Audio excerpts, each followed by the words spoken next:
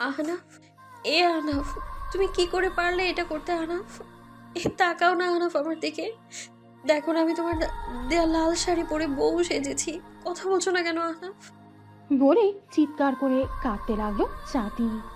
আহনাফ নিশ্চুপ আর তার পাশে দাঁড়িয়ে তার সদ্য বিবাহিত স্ত্রী তানিয়া। পুরো বিয়ে বাড়ি যেন থম মেরে আছে। কি হচ্ছে কেউ বুঝে উঠতে পারছে না। আজ আহনাফ আর চাঁদনির বিয়ে ছিল। অবশেষে তাদের 8 বছরের ভালোবাসা পূর্ণতা পেতে যাচ্ছিল। সবাই আনন্দে বিমোহিত ছিল। আর চাঁদনি, সে তো অপেক্ষায় বসেছিল তার প্রেম পুরুষের। কিন্তু হুট করে সব এলোমেলো হয়ে গেল। নিচ থেকে চিল্লাচিল্লির আওয়াজ আসছিল। অজানা আতঙ্কে কেঁপে উঠল চাঁদনি। চাঁদনি দৌড়ে নিচে যেয়ে দেখে যে আহনাফ এসেছে। কিছু একটা নিয়ে দুপক্ষের তুমুল বাকবিতণ্ড হচ্ছে। সবার মুখ থমথমে। চাঁদনি আরেকটু এগিয়ে যেয়ে দেখতে পেল আহনাফের পাশে তার চাচাতো বোন তানিয়া লাল বেনারসি পরে দাঁড়িয়ে আছে। এবার চাঁদনি যা শুনল তা শোনা অপেক্ষা মৃত্যু ভালো। এইসব কি আহনাফ? তুমি আমার সাথে প্র্যাঙ্ক করছো তাই না? চাঁদ তানিকাকে আমি বিয়ে করেছি। ও আমার বউ। এতদিন তোমার সাথে যা ছিল সব মোহ। মোহ কেটে যাওয়ার পর বুঝেছি আমি তানিকে ভালোবাসি। চাঁদনি কি বলবে বুঝতে পারছে না। ম্লান হেসে বলল, ভুল বলে আহনাফ। দিন না, বছর হবে। 8টা বছরকে তুমি মোহ বলে কাটিয়ে দিলে। বর্তমান। কাঁদতে কাঁদতে চাঁদনি সেন্সলেস হয়ে যায়। চাঁদনির মা বাবা ভাই তাড়াতাড়ি ওকে নিয়ে হসপিটালের উদ্দেশ্যে বের হয়। যাওয়ার আগে চাঁদনির ভাই রুদ্র আহনাফের দিকে তাকিয়ে বলল, আহানাত তোকে নিজের বেস্ট ফ্রেন্ড না ভাই ভাবতাম, আর তুই আজকে আমার পিঠে ছুরি দিলি। আমার বোনকে দেওয়া কষ্টের ওর চোখের পানির হিসাব তোর কাছে সুদে আসলে নিব, কথা দিচ্ছি। আহনাফ হালকা হাসল। তানিয়ার হাত ছেড়ে দিতে গেলে তানিয়া আবারও হাত ধরে ফেলল। আহনাফ ভয়ঙ্কর দৃষ্টিতে তাকায় ওর দিকে। তানিয়া মাথা নিচু করে হাত ছেড়ে দেয়। এরপর আহনাফ চুপচাপ বের হয়ে যায় কমিউনিটি সেন্টার থেকে। ফাঁকা রাস্তায় দিশাহীন হাঁটতে থাকে।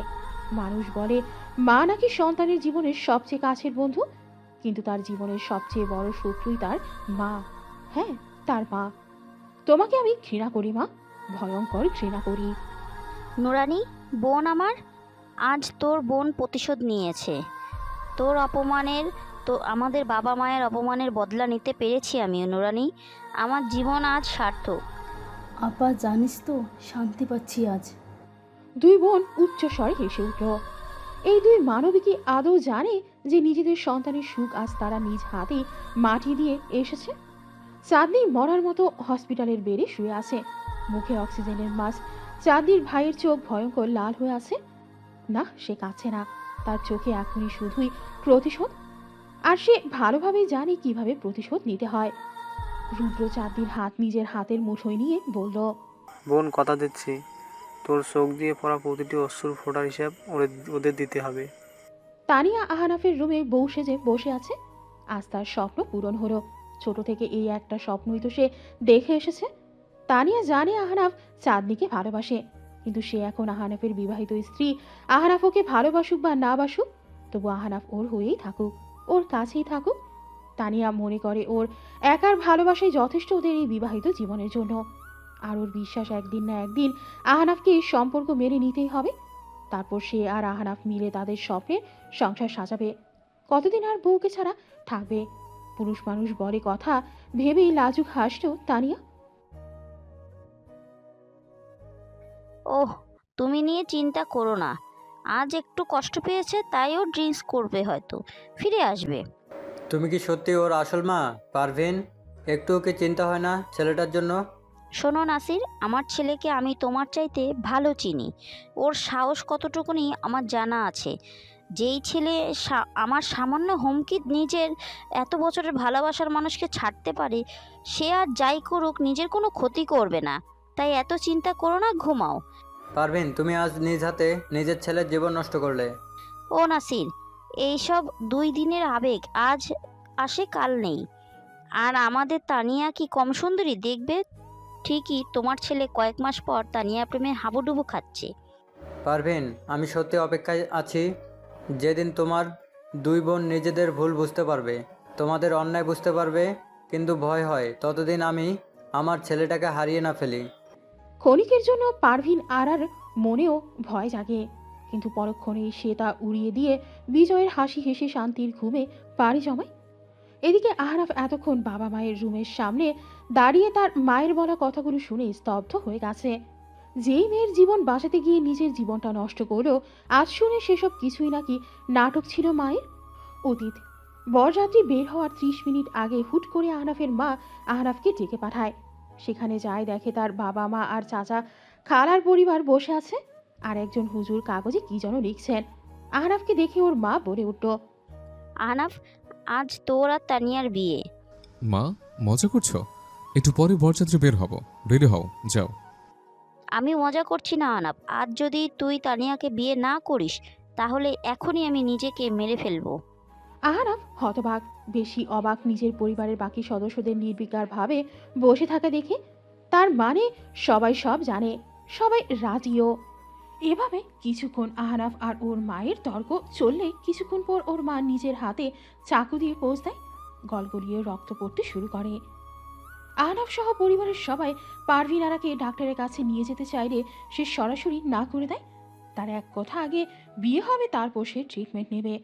আহনাফও বাধ্য হয়ে রাজি হয়ে যায়, নিজের অনিচ্ছায় বিয়ে করে তানিয়াকে। বর্তমান মা, আজ তুমি যা করলে এর শাস্তি তুমি পাবে। আমি তো আমার চাঁদকে আর ফিরে পাবো না, কিন্তু নিজেকে তিলে তিলে শেষ করবো আমি। নিজের চোখের সামনে নিজের ছেলেকে ধীরে ধীরে মরতে দেখবে মা, এটাই তোমার শাস্তি। আর এদিকে তানিয়া আহনাফের অপেক্ষা করতে করতে ঘুমিয়ে পড়ল। সকালে পারভিন আরা আর তানিয়া নাস্তা দিচ্ছিল সবাইকে। হুট করে কি যেন দেখে তানিয়ার হাত থেকে খাবার বাটি পড়ে গেল। ওর দৃষ্টি অনুসরণ করে যখন সবাই সামনে তাকালো, দেখলো আহনাফ নেশায় বুঁদ হয়ে আছে আর তাকে ধরে আছে একটি মেয়ে। আহনাফ সবাইকে দেখে হ্যাংলা হাসি দিয়ে বলল, hello everyone, meet my new. এই মেয়ে, নাম কি তোমার? মমতা সাহেব মেয়েটা মাথা নিচু করে উত্তর দিল। ও হ্যাঁ, মমতা। তারপর ধ্রুব হাত ছাড়িয়ে ওর মায়ের কাছে যেয়ে বলল, দেখো মম, ও মমতা। আমার ওকে ভালো লেগেছে, তাই কাল রাতে ওকে কিনেছি। ওই যে কাবিনে 5 লক্ষ টাকা জমেছিলাম না, ওটা দিয়েই। ভোরে পাগলের মতো হাসতে শুরু করলো। এদিকে তানিয়ার তো পাগল প্রায় অবস্থা। কাল রাতে তো আহনাফকে নিয়ে নতুন সংসার গড়ার স্বপ্ন দেখলো, তবে সবই কি ছিল মরীচিকা? আহনাফের মা হুঙ্কার দিয়ে বলল, আহনাফ, ভুলে যেও না তুমি এখন বিবাহিত। আহনাফ মেকি হেসে বলল, বিয়ে মাই ফুট। এই তানির সাথে শোভনা বলেই তো এই প্রস্টিটিউটকে কিনে এনেছে। বলেই থুতু ফেললো মেঝেতে। এরপর সবার সামনে মমতাকে কোলে নিয়ে রুমে চলে গেল।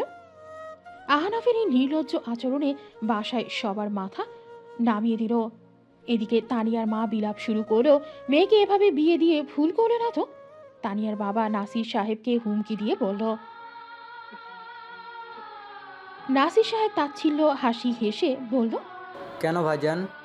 যখন আমার ছেলেটাকে জোর করে নিজের মেয়ের সাথে বিয়ে দিলে তখন মনে ছিল না যে জোর করে ভালোবাসা হয় না, যা মন চায় করো এখন তোমরা।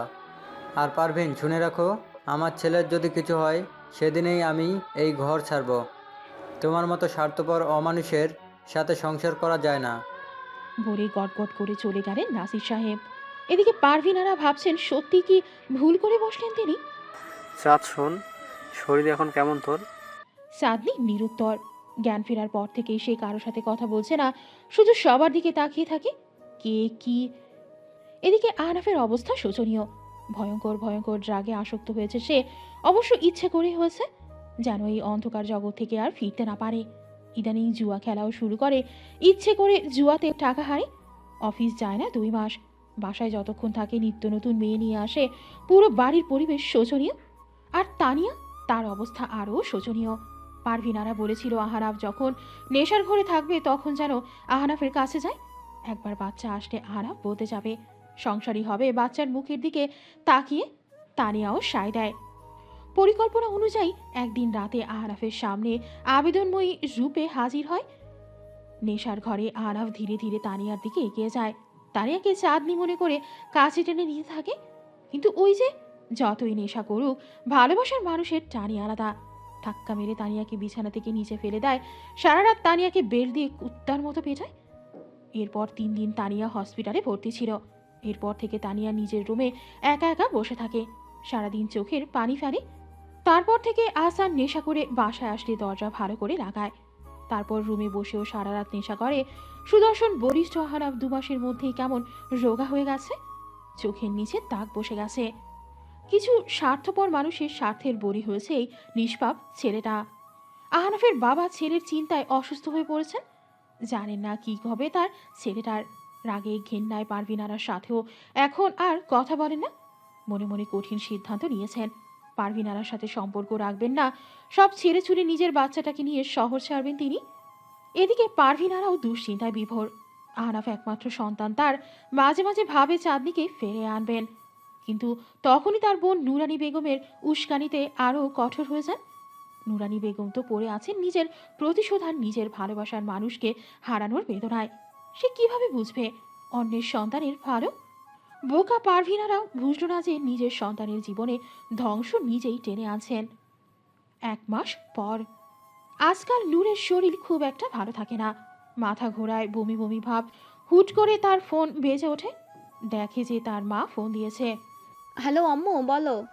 আজকে রাতেই রওনা দে, কালকে সকালেই তোকে যেন বাসায় দেখি। নূর ভয় পায়, এত তাড়াহুড়ো করে এভাবে মা ডেকে পাঠালো কেন? অজানা আশঙ্কায় বুক কেঁপে ওঠে তার।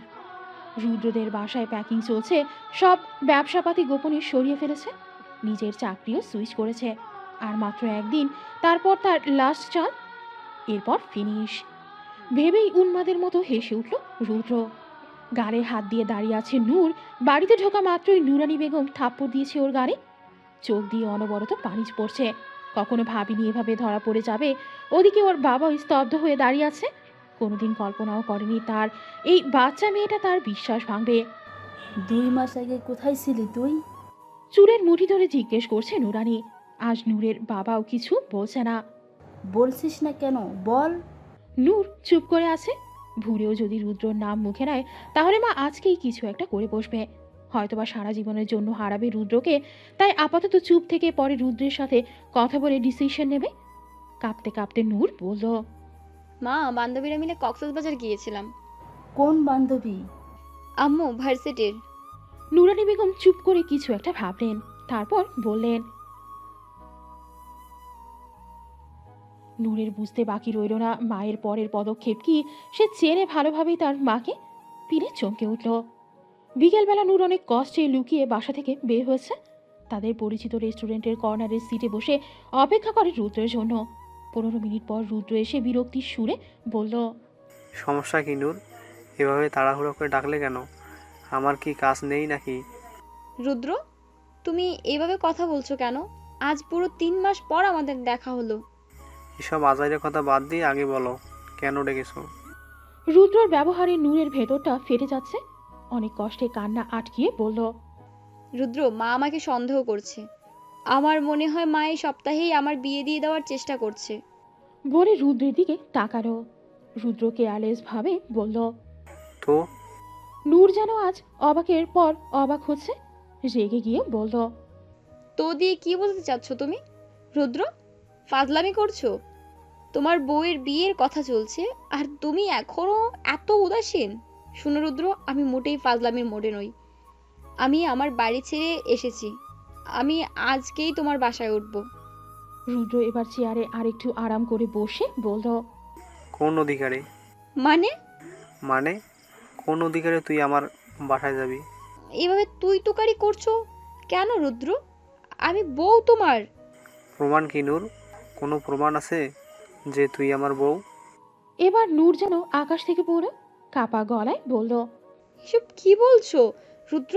তুমি ফাজলামো করছো, তাই না? এবার রুদ্র নূরের দিকে একটু এগিয়ে যেয়ে ওর চুলগুলো কানের পেছনে গুজে দিয়ে ফিস ফিস করে বলল, একদমই না নূর পাখি, তুমি আমার কেউ না, কেউ না তুমি আমার। ওই বিয়ে মিথ্যা, বিয়ের সব সাক্ষী মিথ্যা, যা হয়েছে সব ভুলে যাও পাখি। নূরের এবার চারপাশ ঘুরছে, কাপা কাপা গলায় বলল। কেন করলে এমন রুদ্র? রুদ্র নূরের গাল চেপে ধরে বলল, আমার বোনের প্রতিশোধ নিতে পাখি। পারবি না, আবার শাস্তি তো তাকে তার ছেলেই দিচ্ছে, কিন্তু তোর মাকে শাস্তি দিলাম, আর মেয়েকে তো শয্যাশয়ী বানিয়ে। নূরের কি হলো জানা নেই। এরপর আর একটু টু শব্দও করেনি মেয়েটা। একদম নীরবভাবে রেস্টুরেন্ট থেকে বের হয়ে চলে গেল। এদিকে রুদ্র অবাক, ভেবেছিল নূর চিল্লাচিল্লি করবে, ওকে থাপ্পড় দিবে, অনুনয় করবে, কিন্তু না, মেয়েটার এই নীরব রূপ যে রুদ্রকেও পড়াচ্ছে। কিন্তু পরক্ষণেই তার চোখে ভেসে উঠল চাঁদনির হসপিটালে থাকা দিনগুলোর কথা। ফের ওর মাথায় জেগে বসল প্রতিশোধ শব্দটি। শুধু আজকে রাতটার অপেক্ষা। নূর বাসায় ফিরলে ওর মা তেড়ে আসে, হাজারটা প্রশ্ন করে, কিন্তু নূর নিরুত্তর, যেন জীবনের প্রতি আর কোনো মায়া কাজ করছে না তার। আজ সে নিজেকে শেষ করে দিতে চেয়েছিল, কিন্তু পারেনি। মনে করে কিছুক্ষণ আগের কথা, নিজেকে শেষ করার জন্য মরিয়া হয়ে উঠেছিল নূর। জন্মের পর থেকে সে শুধুই ঠকেছে, কেউ তাকে ভালোবাসে না, কেউ না। হুট করে মাঝ রাস্তায় মাথা ঘুরে পড়ে যায় নূর। পথচারীরা ওকে নিয়ে হসপিটালে যায়। যখন জ্ঞান ফিরে তখন রাত প্রায় 8টা। ডাক্তারের কাছে জানতে পারে যে সে প্রেগনেন্ট। নূরের দুনিয়া যেন উল্টে যায়। কি পরিচয় দিবে এখন সে এই বাচ্চাটার? সবাইকে ওকে জারজ বলবে না, ভয় কেঁপে ওঠে নূর।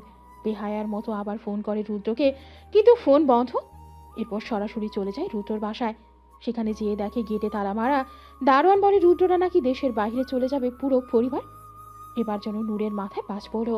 এই রাতের বেলায় গেল রুদ্রের বন্ধু নাফিসের বাসায়, যে এই পা ধরে কেঁদে বলল, ভাইয়া, রুদ্র কোথায়? প্লিজ একটু বলুন, আমার বাচ্চাটাকে না হলে সবাই জারজ বলবে। নাফিস নিজেও জানে না রুদ্র কোথায়।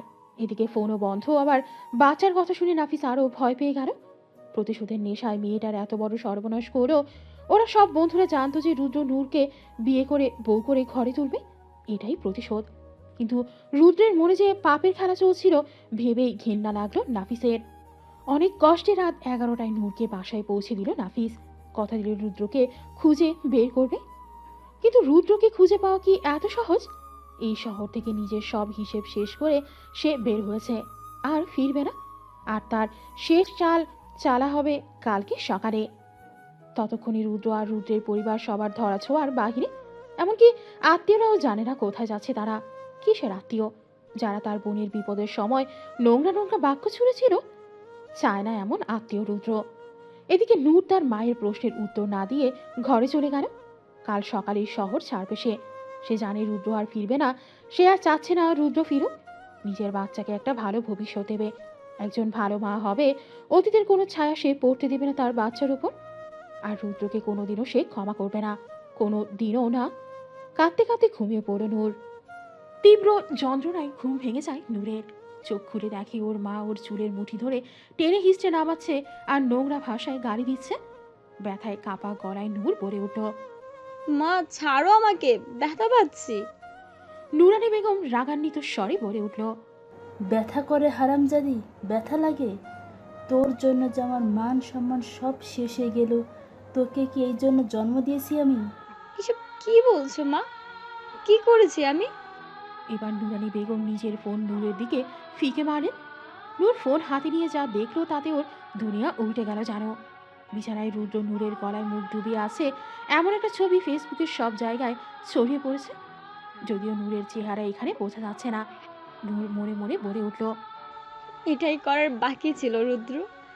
আজ তুমি আমাকে পুরোপুরি শেষ করে দিলে। তোমাকে মৃত্যুর আগ পর্যন্ত ক্ষমা করব না। নূরের ভাবনার মাঝেই নুরানি বেগম আবার হাত তুলতে গেলে এবার নূরের বাবা যেয়ে আটকায়। তাকে ঘরের বাইরে বের করে ভেতর থেকে দরজা আটকিয়ে দেয়। ধীরে ধীরে নূরের সামনে যেয়ে দাঁড়ায়। মাথায় আলতো করে স্নেহের স্পর্শ এঁকে দেয়। আদুরে কণ্ঠে ডেকে ওঠে, নূরমা, বাবার এমন কণ্ঠে মাথা তুলে তাকায় নূর। তুমি কি করতে চাও আম্মা? ওই ছেলেকে বিয়ে করতে চাও? তাহলে ওর পরই। কথার মাঝেই ওর বাবাকে থামিয়ে দেয় নূর। বলে, বাবা, আমি মুক্তি চাই এই শহর থেকে, আম্মুর থেকে, পরিচিত মানুষ থেকে, আর এই জীবন থেকে। হালকা হেসে মেয়েকে বুকে জড়িয়ে আসাদ সাহেব বললেন, যা মা, তোকে মুক্ত করে দিলাম। সন্ধ্যাবেলা পুরো এলাকা জুড়ে তাজা খবর। আসাদ সাহেবের একমাত্র মেয়ে মেহিনুর বিকেলের দিকে নদীতে ঝাঁপ দিয়ে আত্মহত্যা করেছে 2 বছর পর। সাত সোনা, আর কতদিন একা একা থাকবি বোন? ভাই, আমি কতবার বলেছি আমি প্রস্তুত না। আর কত বছর লাগবে সাত? ধ্রুব ছেলেটা আর কতদিন অপেক্ষা করবে? ওর জন্য আমরা আবার নতুন করে জীবন শুরু করতে পেরেছি, ভুলে গেছিস? আমি কি অপেক্ষা করতে বলেছি? আর উনি আমাদের জন্য যা করেছেন আমি কৃতজ্ঞ, কিন্তু ওনাকে আমি আমার ভালো বন্ধু ভাবি ভাইয়া। আহনাফ হসপিটালে ভর্তি। ভয়ঙ্কর কিছু ড্রাগস নিয়মিত সেবন করে পুরো শরীরে কাটা ছেঁড়ার দাগ। ওসব ড্রাগ নিয়ে নিজেই নিজেকে আঘাত করে। অনেকটা মানসিক ভারসাম্যহীনের মতো আচরণ করে সে। এই 2 বছর নেশার মধ্যে কতবার যে আত্মহত্যা করতে চেয়েছে হিসাব নেই। শরীরের কাটা জায়গাগুলোতে ইনফেকশন হয়ে গন্ধ বের হতে শুরু করেছে। চুল দাড়ি বড় হয়ে ভয়ঙ্কর লাগে এখন তাকে। তার মধ্যে আবার বাসা বেঁধেছে অসংখ্য রোগ। কিছুদিন আগেই ব্রেন স্ট্রোক করেছে। তাই আহনাফকে নিয়ে ঢাকায় এসেছে ওর বাবা মা। পারভিন আর তার স্বামী ক্যাবিনের বাইরে বসে আছে। ডাক্তার ভেতরে চেক আপ করছে। ডাক্তার বাইরে আসতেই দুইজন দৌড়ে গেল। ডাক্তার বললেন, দেখেন, আহানাপের যা অবস্থা, এখনই চিকিৎসা না দিলে তাকে বাঁচানো মুশকিল। কিন্তু সবচেয়ে ভয়ের ব্যাপার হচ্ছে আহানাপ নিজেই বাঁচতে চাচ্ছে না, যার কারণে ট্রিটমেন্ট ওর কাজে লাগছে না। তবুও আমরা চেষ্টা করছি।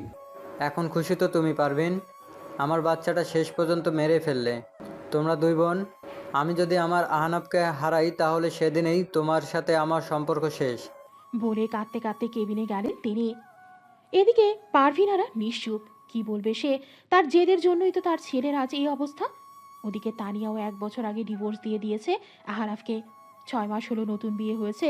আর অন্যদিকে আর বোন নুরানি মেয়েকে হারিয়ে এখন সব সময় নামাজে নিজেকে ব্যস্ত রাখে। মেয়ের জন্য চোখ ভাসায়। নুরানির স্বামী আসাদ সাহেব নূর মারা যাওয়ার 2 মাস পরেই দেশের বাইরে চলে যান। নুরানি হাজার আকুতি মিনতি করেও সে থামেনি। নুরানি নিজের ভুল বুঝতে পারে যে এই মানুষটাকে এতগুলো বছর অবহেলা করেছে সে, ভালোবাসেনি, অপমান করেছে। কিন্তু আজ সে বুঝতে পেরেছে সে অতীত নিয়ে পড়ে থেকে নিজের বর্তমানের সুখ নষ্ট করেছে। স্বামী সন্তান কারো খেয়াল রাখেনি, অযত্ন করেছে সব সময়। আজ সে সন্তানও হারালো, স্বামীকেও। গভীর রাত, সিগারেটের ধোঁয়ায় ভরে গেছে পুরো রূপ। চোখ দুটো লাল হয়ে আছে রুটোর। হাতে তার একটি মেয়ের ছবি। নূর পাখি, আমার নূর পাখি, এই পাখি কথা বলিস না কেন? তোকে খুব মনে পড়ে পাখি। নিজের হাতে তোকে শেষ করেছি আমি। মন চায় নিজেকে মেরে ফেলি, কিন্তু পরিবারের দিকে তাকিয়ে আর পারি না। নিজের প্রতি খুব ঘৃণা হয় জানিস তো। কেন তোকে এই প্রতিশোধের খেলায় জড়ালাম পাখি? তুই তো আমার নির্দোষ বোকা পাখি ছিলি। আচ্ছা, তুই কি বিয়ে করে নিয়েছিস পাখি? জানিস পাখি, ভয়ে তোর খোঁজ নিই না। যদি তোর পাশে অন্য পুরুষকে দেখি তাহলে সেদিনই মরে যাব আমি পাখি। কেঁদে ওঠে রুদ্র। ভালোবাসি তোকে নূর। এইদিকে বাবা, তোমার নাতিকে একটু সামলাও, আমি ভার্সিটিতে যাব। রেডি হতে হবে। আম্মা জান, সুষময় ছেলেটা ভালো। তো আমি কি করব বাবা? মা, বলছিলাম যদি জীবনটাকে আরেকটা সুযোগ দিতি। বাবা, সুযোগ দিয়েছি বলেই তো আজ এখানে আমি, না হলে তো সেদিনই মৃত্যুকে বরণ করতাম, যেদিন আমাকে চূড়ান্তভাবে ভেঙে দিয়েছিল। আচ্ছা বাবা, বাদ দাও এসব কথা। আমি আমার জীবনে আপাতত কাউকে জড়াতে ইচ্ছুক না। আমি আর আমার বাচ্চার সাথে ভালো আছি বাবা। নূরমা। বাবা প্লিজ আমাকে আর নূর বলে ডাকবে না। আমি কতবার বলেছি আমার নাম মেহেরিমা। নূর নামটা শুনতে চাই না আর আমি, বলেই বেরিয়ে গেল নূর। এদিকে ভরা চোখে দাঁড়িয়ে রইল নাসির সাহেব। জানে না মেয়েটার ভাগ্যে কী লেখা আছে। তার মেয়েটা যে জন্মের পর থেকেই দুঃখী। রুদ্রসোনা, মাম্মাম তোমাকে অনেক ভালোবাসে বাবা। তুমি, মাম্মাম আর নান্নান, আমাদের এই ছোট্ট পরিবার, আমাদের আর কাউকে লাগবে না বাবা, কাউকে না। বলেই বাচ্চাকে জড়িয়ে কাঁদতে লাগলো নূর। আজ চাঁদনির বিয়ে। আজ আবারও বউ সেজে এসেছে, তবে আহনাফ নয়, ধ্রুবর জন্য। এই যে আর একটু পর সে আরেকজনের নামে কবুল বলে সারা জীবনের জন্য অন্য কারো হয়ে যাবে। চাঁদনি বিড়বিড় করে বলল, ভালো থেকো আহনাফ। ভাবনার মাঝেই দরজায় টোকা পড়ল। নিচে গাড়ির শব্দ আসছে। বুঝতে বাকি রইল না যে বর এসেছে। সবাই অপেক্ষায় আছে চাঁদনির কবুল বলার, কিন্তু তার গলা দিয়ে কোনো শব্দ আসছে না। সারা শরীর কাঁপছে। অবশেষে সে শক্তি সঞ্চার কবুল বলতে যাবে, এমন সময় কেউ দৌড়ে এসে তার পা জড়িয়ে ধরল। চাঁদনি চমকে উঠে দাঁড়ালো। যখন মানুষটার চেহারা দেখলো, তখন যেন তার মাথায় বাজ পড়ল। অবাক হয়ে বলল, আন্টি আপনি? চাঁদ মা, আমি তোর পায়ে পড়ছি মা, আমার আহনাফটাকে বাঁচা। এবার যেন সবার অবাকের মাত্রা আরও বাড়ল। মা, আমার আহনাফটা আইসিইউতে ভর্তি, অবস্থা ভালো না ওর, ওকে বাঁচা মা। এই পর্যায়ে চাঁদনি আর নিজেকে ধরে রাখতে পারল না। সেও উনাদের মতো কাঁদতে কাঁদতে জিজ্ঞেস করলো যে আহনাফের কি হয়েছে? পারভিন বেগম এক এক করে সব ঘটনা খুলে বলল। কিভাবে প্রতিশোধের নেশায় দুই বোন মিলে চাঁদনির জীবন নষ্ট করতে চেয়েছিল, কিভাবে আহনাফ ধীরে ধীরে মৃত্যুর মুখে গিয়েছে সব। চাঁদনি আর নিজেকে ধরে রাখতে পারল না, পাগলের মতো ছুটতে শুরু করলো মেইন গেটের দিকে। হসপিটালের কমন জোনে বসে আছে সবাই। চাঁদনি আহনাফের অবস্থা দেখে সেন্সলেস হয়ে গিয়েছে। তাকে আরেক কেবিনে ভর্তি করা হয়েছে। ধ্রুবর পরিবার চলে গেছে। হসপিটালে আছে শুধু ধ্রুব, চাঁদনির পরিবার আর আহনাফের বাবা মা। সবার দৃষ্টি এখন পারভিন আরার দিকে। এমন কি হয়েছিল যার প্রতিশোধ নিয়ে এত ভয়ঙ্কর খেলায় মেতে উঠল সে? অতীত। পারভিন আরা তখন অনার্স সেকেন্ড ইয়ারে, আর ওনার ছোট বোন নুরানি বেগম ইন্টার সেকেন্ড ইয়ারে। নুরানি বেগমের তারই এলাকায় হাসান নামে একজনের সাথে 5 বছরের প্রণয়ের সম্পর্ক ছিল। সে সময় হাসান ছিল অনার্স লাস্ট ইয়ারের স্টুডেন্ট। একদিন খবর আসে হাসানের বিদেশ যাওয়ার ব্যবস্থা হয়েছে। এদিকে নুরানি আর হাসান একে অপরকে প্রচণ্ড ভালোবাসতেন, তাই বিদেশ যাওয়ার আগে তারা দুজন অনেক কষ্টে পরিবারকে ম্যানেজ করে বিয়ে করার সিদ্ধান্ত নেয়। এদিকে পারভিন আরারও বিয়ে ঠিক করা আছে, তাই তারা কেউ মানা করে না। অবশেষে বিয়ের দিন এগিয়ে আসে, কিন্তু সেদিন হঠাৎ বিয়ের কিছুক্ষণ আগে পুলিশ এসে নুরানির বাবাকে ধরে নিয়ে যায় মিথ্যা কেসে। নুরানির বিয়ে ভেঙে যায়। সে রাতেই হাসানের সাথে তার মামাতো বোনের বিয়ে হয়। অন্যদিকে পারভিন আরার হবু শ্বশুরও ফোন দিয়ে বিয়ে ভেঙে দেয়। দুই বোনই নিজেদের ভালোবাসার মানুষকে হারায়। তারপর মা আর দুই মেয়ে সমাজের অনেক কটু কথা সহ্য করে জীবন সংগ্রাম চালিয়ে যায়। 3 মাস পর জামিন মিলে তাদের বাবার। তারা জানতে পারে টাকার লোভে পুলিশ ইন্সপেক্টর আবুল কাশেম তাকে ফাঁসিয়েছিল। এরপর তারা সে শহর ছেড়ে দেয়, নতুন করে জীবন শুরু করে। কিন্তু মনের মধ্যে ওই ইন্সপেক্টরের জন্য ঘৃণা এক বিন্দুও কমেনি। এত বছর পর সেদিন যখন তারা চাঁদনিদের বাসায় বিয়ের কথা বলতে গিয়েছিল, তখন ড্রয়িং রুমে আবুল কাশেমের ছবি দেখে চিনতে বিন্দু মাত্র দেরি হয়নি তার। আর যখন জানালো যে আবুল কাশেম চাঁদনির বাবা, পুরনো প্রতিশোধ জেগে উঠল তার। বর্তমান চাঁদনির বাবা শফিক সাহেব হতভম্ব। তার মেয়ে এমন দোষের শাস্তি পেল যেটা তার বাবা করেনি। সে উত্তেজিত হয়ে বলে উঠল, আপনি আসল ঘটনা না জেনে এতগুলো মানুষের জীবন নষ্ট করলেন। সেদিন খালিদ নামে এক লোক আমার বোনকে কিডন্যাপ করেছিল আর হুমকি দিয়েছিল বাবাকে যেন আপনার বাবাকে অ্যারেস্ট করে। তার মেবি উদ্দেশ্যটা ছিল হাসানের সাথে নিজের মেয়ের বিয়ে দেওয়া। এমনকি আমার বাবা চাকরি ছেড়ে এক কাপড়ে আমাদের নিয়ে শহর ছেড়েছিল, কারণ আমার বাবা গোপনে আপনার বাবার নির্দোষ হওয়ার প্রমাণ দিয়েছিল আরেক ইন্সপেক্টরকে। এই দফায় চমকে উঠল পারভিন আরা। এত বড় ভুল সে কি করে করো? সত্য না জেনে এত বড় পাপ করো? কেঁদে উঠল সে। আহনাফ ধীরে ধীরে চোখ খুলছে, অনুভব করে কেউ তার হাত শক্ত করে ধরে রেখেছে। পাশে ফিরে তাকায়, বুকটা ধুক করে ওঠে। চাঁদ, তার চাঁদ। দরজায় নক করার শব্দে ঘুম ভেঙে গেল চাঁদনি। মাথা তুলে দেখে আহনাফ তাকিয়ে আছে তার দিকে। ইস, 2 বছর পর মানুষটাকে দেখছে সে। 2 বছর, চেহারার কি অবস্থা! আচ্ছা, এই 2 বছরে কি সে নিজের যত্ন নেয়নি একবারও? সারা শরীরে কাটা ছেঁড়ার দাগ, সিরিঞ্জের দাগ, কোথাও কোথাও আবার ইনফেকশন হয়ে গেছে। ভাবনার মাঝে আবার নক করলো কেউ দরজায়। চাঁদনি এবার হুঁশ ফিরে পেলে যে দরজা খুলে বেরিয়ে গেলে নার্স মেডিসিন নিয়ে ভেতরে আসতো।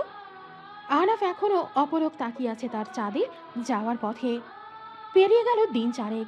এর মধ্যে আর আহনাফ আর চাঁদনির কথা হয়নি।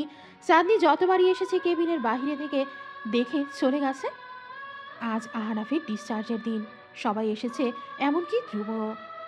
বলেছিলাম না ধ্রুব, আমার চাঁদকে কোনোদিন আমার সামনে আনবে না। এ ভুল যাতে আর না হয়। আমার চাঁদকে দেখে রেখো, আগলে রেখো। বলেই কেবিন থেকে বের হয়ে গেল আহনাফ।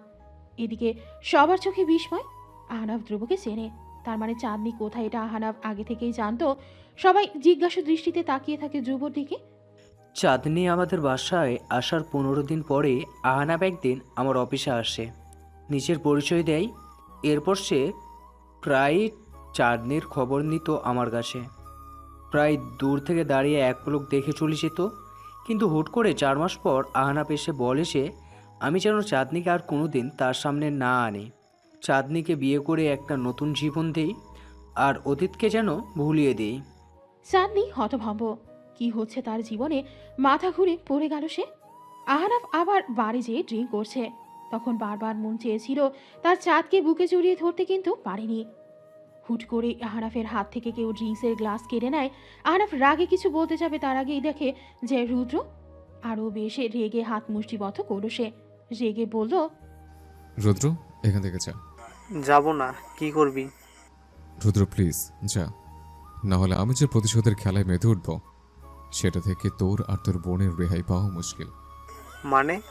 কোনো মানে নেই, জাস্ট তুই আর তোর বোন আমার থেকে দূরে থাক, ভালো থাকবে। এখন যা। এসব বাদ দে, সব কিছু জাস্ট ভুল বোঝাবুঝি ছিল। চাঁদ নিজেও তোকে ছাড়া ভালো নেই। আমার কাছে আসলেও আরও খারাপ থাকবে। প্লিজ এখান থেকে যা রুদ্র। এই পর্যায়ে রাগে হাতের গ্লাস ছুঁড়ে মারল আহনাফ। রুদ্রের কলার ধরে বলতে লাগলো, কিসের ভুল বোঝাবুঝি? হ্যাঁ, কিসের? তোর বোন যখনই আমার সামনে আসবে তখনই আমার মনে পড়বে ও একটা খুনির বোন, আমার নূরের খুনির বোন। তোর ভুল বুঝাবুঝি পারবে আমার বোনকে ফিরে আনতে? বলিস না কেন? এদিকে নূরের খুনি শব্দটা শুনে বাঘারা রুদ্র কাপা কণ্ঠে জিজ্ঞেস করল।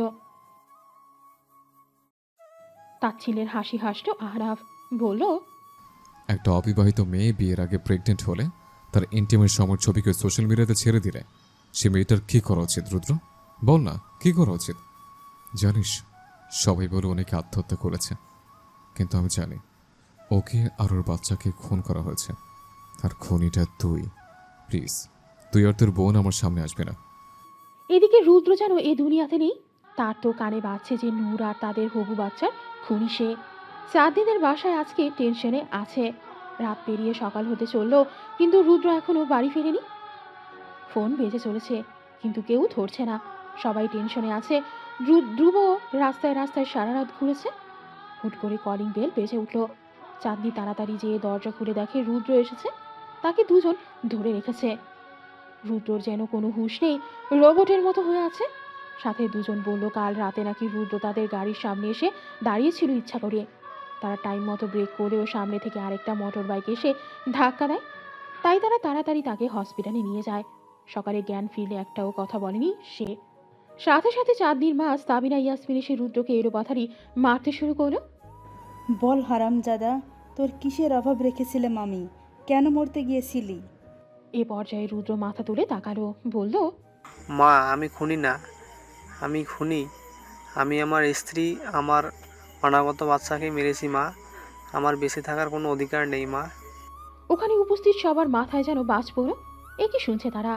সাবিনা বলে উঠলেন, কি পাগলের মতো কথা বলছিস রুদ্র?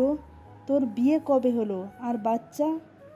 রুদ্র কাঁদতে কাঁদতে বলল, আহনাফের খালাতো বোন নূর আমার বিয়ে করা বৌমা। আহনাফের সাথে আর নুরানি বেগমের সাথে প্রতিশোধ নিতে আমি ওকে বিয়ে করেছিলাম মা। এরপর ওকে আমি ব্যবহার করে ছুঁড়ে ফেলি, আর শহর ছাড়ার আগে ওর বদনামির জন্য নিজের ফেস ঢেকে ওর আর আমার ইন্টিমেট ছবি গ্রুপে ছেড়ে দিই। তারপরের দিন নাকি নূর আত্মহত্যা করেছে মা। আমার সন্তান ওর গর্ভে ছিল। এ পর্যায়ে চাঁদনি এসে রুদ্রর গালে থাপ্পড় মারে। তারপর বলে, তোদের এই নোংরা প্রতিশোধের খেলার বলি আমি আর নূর হলাম। আমাদের জীবনটা তুই আর আহনাফ নষ্ট করে দিয়েছিস। আজকের পর থেকে আমার কোনো ভাই নেই। আমার কাছে তুই একজন ক্রিমিনাল ছাড়া আর কিচ্ছু না। আর আহনাফ, ও নিজেও একটা ক্রিমিনাল। তারপর চাঁদ দৌড়ে নিজের রুমে চলে গেল। ধ্রুব এতক্ষণ রুদ্রর পাশে বসেছিল, চেষ্টা করছিল বন্ধুর সাথে মাথা থেকে সুইসাইডের কথা সরাতে। জানে না পেরেছে কিনা। রুদ্র বারান্দায় বসে স্মোক করছে। নিজেকে পশু মনে হচ্ছে তার। আহনাফের ট্রিটমেন্ট এখনো বাকি, তাই নাসির সাহেব 6 মাসের জন্য ঢাকায় বাসা ভাড়া নিয়েছেন। এখানেই আছেন এখন তারা। আহনাফ বেটা, বলেছিলাম কি চাঁদনির বাসায় আবার প্রস্তাব দেই। মানে? দেখ বাবা, এসব মান অভিমান বাদ দিয়ে এখন নিজের ভালোবাসার মানুষটাকে নিজের করে নে। চাঁদনিও তোকে ভালোবাসে অনেক বাবা। চাঁদনির নামও যদি আর এই বাড়িতে উচ্চারিত হয় তাহলে আমি বাড়ি ছাড়ব। বলে হন হন করে রুমে চলে গেল আহনাফ। চাচ্ছ না? আমি তোর যোগ্য নই রে। শুরুতে জায়গায় জায়গায় ঘা হয়েছে, ড্রাগ ছাড়া চলতে পারে না, 2 বার স্ট্রোক করেছে। ডাক্তার বলে দিয়েছে বাঁচব না এইভাবে। কিভাবে নিজের হাতে তোর জীবনটা নষ্ট করে আমি, বলতো? আর আমাদের ভালোবাসার বলি হয়েছে আমার ওর নিষ্পাপ বোন নূর। ওর লাশের উপর দিয়ে কিভাবে তোর সাথে সংসার করবো চাচ্ছ না? বলেই মদের বোতলে মুখ দিল। আজকাল আহনাফের কেন জানি খুব বাঁচতে ইচ্ছে করে। যে মৃত্যুকে সে স্বেচ্ছায় গ্রহণ করতে চেয়েছিল, আজকাল সেই মৃত্যুকেই ভয় পেতে শুরু করেছে সে। কেন জানি চাঁদনির সাথে একই পৃথিবীতে বেঁচে থাকতে ইচ্ছে করছে তার। সেজন্যই তো 1 মাস হলো নিয়মিত ডাক্তার দেখায়, নিজের যত্ন নেয়, ইয়োগা ক্লাস করে, সাইকোলজিস্টের কাছে যায়, আবার ভয় পায় যদি ঠুস করে মরে টরে যায় আবার। রুদ্র, কই রে তুই? একটু অনাথ আশ্রমে এসেছিলাম। আমার বউ বাচ্চার জন্য ছোটোখাটো একটা মিলাদের আয়োজন করেছি। আচ্ছা, ঠিক আছে। আর শোন, কাল সৌন্দর্যের ছোট বোনের বিয়ে, সময় মতো বের হোস। আচ্ছা। ফোন রাখতে গিয়ে হুট করে রুদ্রর চোখ পড়লো একটা 1 বছরের বাচ্চার দিকে। কি মায়াবী! আজ যদি তার বাচ্চাটা বেঁচে থাকতো, তারও তো 1 বছরই হতো। চোখে পানি এসে যায় রুদ্রের। আজ পুরো 2 বছর পর বাংলাদেশে আসলো নূর। তার বুকে রৌদ্র ঘুমিয়ে। নূরের বাবা গাড়ি আনতে গিয়েছেন। অজানা আতঙ্কে বুক কেঁপে উঠল নূরের। অতীত যদি আবার তার সামনে এসে দাঁড়াতো। ধ্রুবর সাথে চাঁদনি ব্যবসার কিছু কাঁচামাল কিনতে এসেছে দোকানে, আর ওর সামনের বিল্ডিংয়েই আহারাফ কাউন্সিলিংয়ের জন্য আসে। আজও এসেছে আহারাফ। ডক্টরের ওয়েটিং রুমে ওয়েট করতে করতে হুট করে জানালা দিয়ে তার চোখ যায় সামনের দোকানে। চাঁদনি আর ধ্রুব কোনো একটা বিষয় নিয়ে খুব হাসছে। এদিকে রাগ হাত মুষ্টিবদ্ধ করে আছে আহারাফ, কিন্তু বেচারা ভুলে গেছে যে নিজেই তো নিজের প্রাণপ্রিয়াকে ধ্রুবর হাতে তুলে দিয়ে এসেছে। ধ্রুব, জি ম্যাম, বলেন। আমার উপর রাগ হয় আপনার? ও মা, রাগ কেন হবে? এই যে আপনাকে বিয়ের আসরে ফেলে চলে গিয়েছিলাম, আমি তো অন্যায় করেছিলাম ধ্রুব। ধ্রুব কিঞ্চিত হেসে বলল, চাঁদ, ভালোবাসার মধ্যে কখনো কোনো বিনিময় প্রথা থাকতে নেই। আমি তোমাকে ভালোবাসি, এর মানে এই না যে তোমাকেও আমাকে ভালোবাসতে হবে। আর আমি তো সব জেনেই তোমাকে বিয়ে করতে গিয়েছিলাম যে তোমার মনে অন্য কারো বাস। চাঁদনি এবার ধ্রুবর মুখের দিকে তাকালো। মানুষটা এত ভালো কেন? একটা মেয়ে নিজের লাইফ পার্টনার হিসেবে এমনই একজন পুরুষ চায়। তখনই চাঁদনির মাথায় তার মায়ের বলা একটা কথা আসে, বিয়ে করো তাকে যে তোমাকে ভালোবাসে, তাকে নয় যাকে তুমি ভালোবাসো। জমকালো আয়োজনে সাজানো হয়েছে সৌন্দর্যদের বাড়ি। সৌন্দর্য ধ্রুবদের ভার্সিটির বন্ধু। ধ্রুব আর রুদ্র মাত্রই পৌঁছালো সেখানে। কি রে, এত লেট কেন তোরা? আরে বলিস না, এই ধ্রুব নায়ক সাজতে গিয়ে দেরি করেছে। 3 জন হেসে দিল। 3 বন্ধু খুন ছুটিতে মেতে উঠল। নূর, তাড়াতাড়ি রেডি হ, বরযাত্রী বের হবে এক্ষুনি। জি ফুপিমণি, আমি রেডি। রোদ্দুরকে রেডি করিয়েই বের হচ্ছি। দেয়ালের সাথে চাঁদনিকে চেপে ধরে আছে আহনাফ। আর চাঁদনিও ছোড়ার জন্য তখন থেকে ছটফট করছে। চাঁদনি যত ধস্তাধস্তি করছে, আহনাফ তত বেশি কাছে যেয়ে ওকে চেপে ধরছে। অবশেষে হার মানে চাঁদনি। আহনাফ যতই অসুস্থ হোক না কেন, ওর শক্তির কাছে চাঁদনি স্থির। আহনাফ চাঁদনির মাঝে মনে হয় আর 1 ইঞ্চিও ফাঁক নেই। আহনাফের গরম নিঃশ্বাস চাঁদনির গালে ঠোঁটে পড়ছে। রাগান্বিত কণ্ঠে জিজ্ঞেস করে, ধ্রুবর সাথে এত কি তোর? চাঁদনির সাথে সাথে মুখ ঘুরিয়ে নেয়, কড়ার স্বরে বলে ওঠে, সমস্যা কি আপনার? এভাবে একটা মেয়েকে বিনা অধিকারে স্পর্শ করতে পারেন না আপনি? অভদ্রতা এগুলো ছাড়েন আমায়।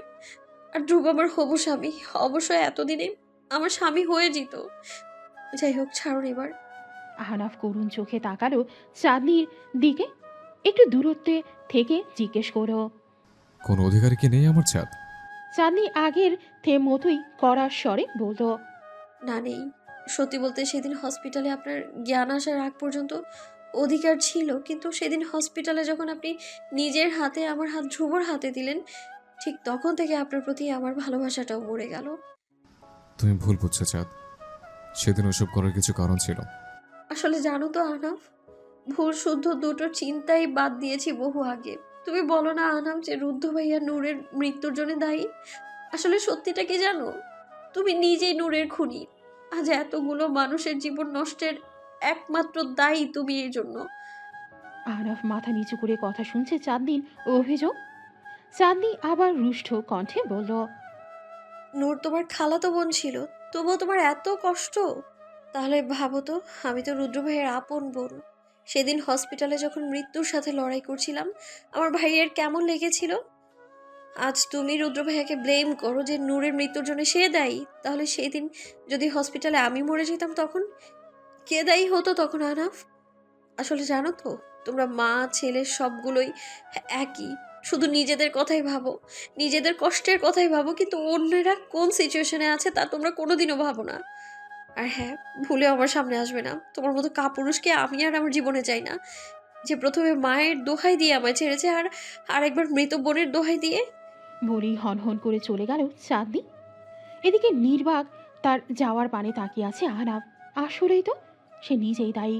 হুট করে বুকে হাত দিয়ে রাস্তায় লুটিয়ে পড়ল আহনাফ। তীব্র যন্ত্রণার মাঝেও মনে মনে বলল, চাঁদ পাখি, আমাকে ক্ষমা করে দিও। এদিকে আগন্তুকের গলার ভয়ে শুনে পুরো শরীর শীতল হাওয়া বয়ে গেছে রুদ্রর। এবার ভয়ঙ্করভাবে কাঁপছে সে। না, সে ভুল হতে পারে না, এটা তার নূরের কণ্ঠ। বাচ্চাটাকে বুকের সাথে জড়িয়ে পেছনে ঘুরল রুদ্র। এবার যেন রুদ্রর মনে হচ্ছে সে এই দুনিয়াতেই নেই। কি দেখছে সে? তাকে দেখছে।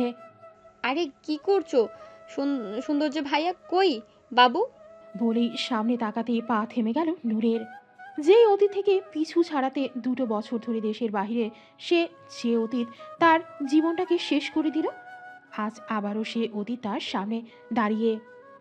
এরপর দ্বিতীয় দফা অবাক হলো রুদ্রর করে রৌদ্রকে চুপচাপ ঘুমিয়ে থাকতে দেখে। তবে এই অবাক হওয়ার রেশ বেশিক্ষণ থাকলো না।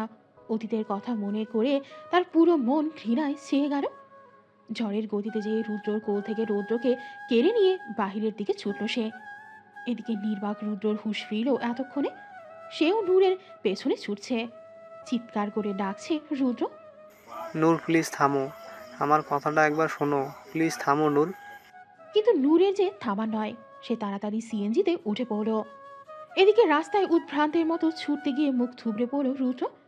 সৌন্দর্য আর রুদ্র, ধ্রুব যেহেতু ওদের পেছনেই আসছিল, ওরা তাড়াতাড়ি যে রুদ্রকে ওঠালো। রুদ্র কাঁদতে কাঁদতে বলতে লাগলো, ধ্রুব থামাও আমার নূরকে প্লিজ, আমার বাচ্চাটাকে এনে দে প্লিজ, আমি মরে যাব ওদের ছাড়া। সৌন্দর্য আর ধ্রুব যেন আকাশ থেকে পড়ল। এদিকে ধ্রুব অবাক নূর বেঁচে আছে শুনে। অন্যদিকে সৌন্দর্য অবাক মেহেরিমা নূর রুদ্রের বউ শুনে। সৌন্দর্য এবার বলল, রুদ্র, আমি জানি না তোর আর মেহেরিমার মাঝে কি হয়েছে। ও আমার দুঃসম্পর্কের কাশিন। আমাদের বাসায় আছে আঙ্কেল আর মেহেরিমা। এখন ওকে একা থাকতে দে, তারপর ওর কাছে যাস। রুদ্র মাথা নাড়ালো। বুঝলো সে। ওরা দুজন রুদ্রকে নিয়ে গাড়িতে উঠিয়ে দিল।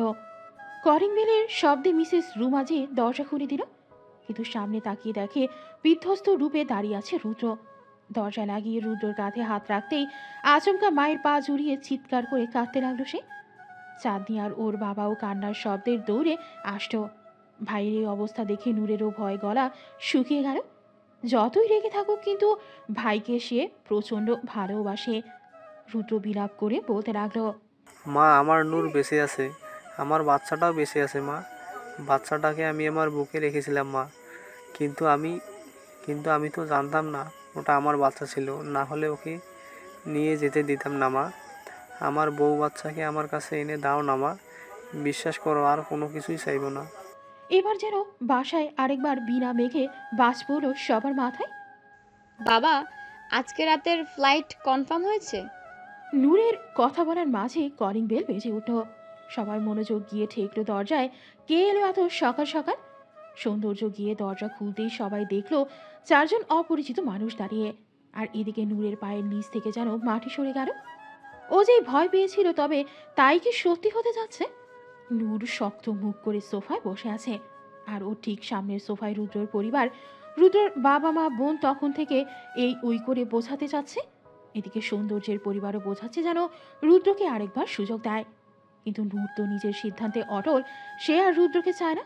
রুদ্র নামক জানোয়ার পশু অমানুষটাকে দেখলেই নাকি তার ঘেন্না লাগে। এর মধ্যে রুদ্র মাথা নিচু করে বসে আছে। যখন দেখলো নূর কোনোভাবেই রাজি হচ্ছে না, রুদ্র এবার হুট করে যেন নূরের পা দুটো চেপে ধরে কেঁদে দিল। তারপর বলল, আর একটা বার সুযোগ দিই না জান, বিশ্বাস কর, বেস্ট হাজবেন্ড বেস্ট বাবা হব জান। আমি মরে যাব তোদেরকে ছাড়া, মাফ করে দিই না জান। রুদ্রের চোখে পানি দেখে নূরের চোখেও ভরে উঠল। কিন্তু না, এই পশুর সামনে নিজের দুর্বলতা প্রকাশ করা যাবে না। পা হ্যাচকা দিয়ে ছাড়িয়ে নিল নূর। তারপর গম গম করে রুমে চলে গেল। দিকে আচমকা হ্যাচকা খেয়ে টেবিলের কোনায় ধাক্কা খেল রুদ্র। সাথে সাথে কপাল দিয়ে রক্ত ঝরতে শুরু করলো তার। রুদ্রের মা ছেলের এই অবস্থা দেখে দৌড়ে গেল। কেঁদে দিল সেও। ছেলে যতই অপরাধ করুক, তার তো নারী ছেঁড়া বাচ্চা রুদ্র। কি করে মা হয়ে ছেলের এত কষ্ট অপমান সহ্য করবে? নূর, কাজটা কি ঠিক হলো? ঠিক ভুল জানি না বাবা, আমি জাস্ট ওই পশুটাকে নিজের জীবনে আর চাই না। আর তোর বাচ্চা, ওর কি বাবার ভালোবাসা পাওয়ার অধিকার নেই? তুই কি চাস তোর মতো তোর বাচ্চারাও ভালোবাসা ছাড়া বড় হোক? নূর নিশ্চুপ। আসাদ সাহেব আবারও বললেন, মা শোনো, একটা বাচ্চার সুস্থ স্বাভাবিক জীবনের জন্য বাবা মা উভয়কেই প্রয়োজন। তুমি হয়তো ভাববে সে দ্বিতীয় বিয়ে করবে, তখন রুদ্র বাবা পাবে। কিন্তু মা, বাস্তবতা তুমি কখনোই অস্বীকার করতে পারবে না যে সৎ বাবা কোনোদিন আপন বাবার মতো ভালোবাসতে পারে না বা পারবেও না। আমি শুধু এতটুকুই বলতে চাই যে নিজের জীবনের মতো নিজের বাচ্চার জীবনটা বানায়ো না। ওর ভবিষ্যৎ জীবনটা তোমার হাতে। তাই বলে পশুটাকে মাফ করে দিব? নূরের বাবা তীক্ষ্ণ দৃষ্টিতে মেয়ের দিকে তাকিয়ে বললেন। সংসার জীবনে যেও ভয়ঙ্কর শাস্তি দেওয়া যায় মা। বলেই রুম থেকে চলে গেলেন। এদিকে বাবার কথা শুনে চমকে উঠল নূর। রাত 11টা। সৌন্দর্যদের পুরো বাড়ি জুড়ে হইচই। নূর বিছানায় চুপটি করে বসে আছে। আশেপাশে অনেক মানুষের চেঁচামেচি, কিন্তু সেসব যেন সে শুনতে পাচ্ছে না। হুট করে কিছু বাক্য তার কানে প্রবেশ করলো। তার পুরো কায়া যেন কেঁপে উঠল। তাকে আবার জিজ্ঞেস করলো। বলো মা, কবুল। নূর গভীর শ্বাস নিয়ে হতাশার নিঃশ্বাস ছেড়ে বলল, আলহামদুলিল্লাহ, কবুল। এদিকে রুদ্র ছাড়লো স্বস্তির নিঃশ্বাস। অবশেষে তার নূর পাখি আবার তার কাছে ফিরে এলো।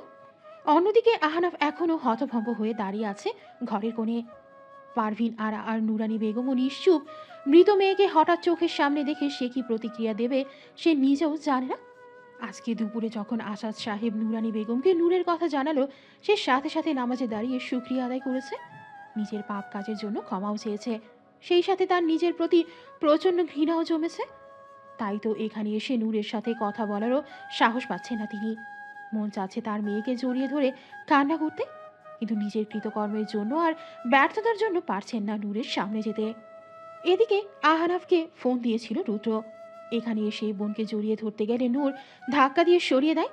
চোখে একরাশ ঘেন্না নিয়ে বলে, দূরে থাকো তুমি, আমার ভাই মরে গেছে।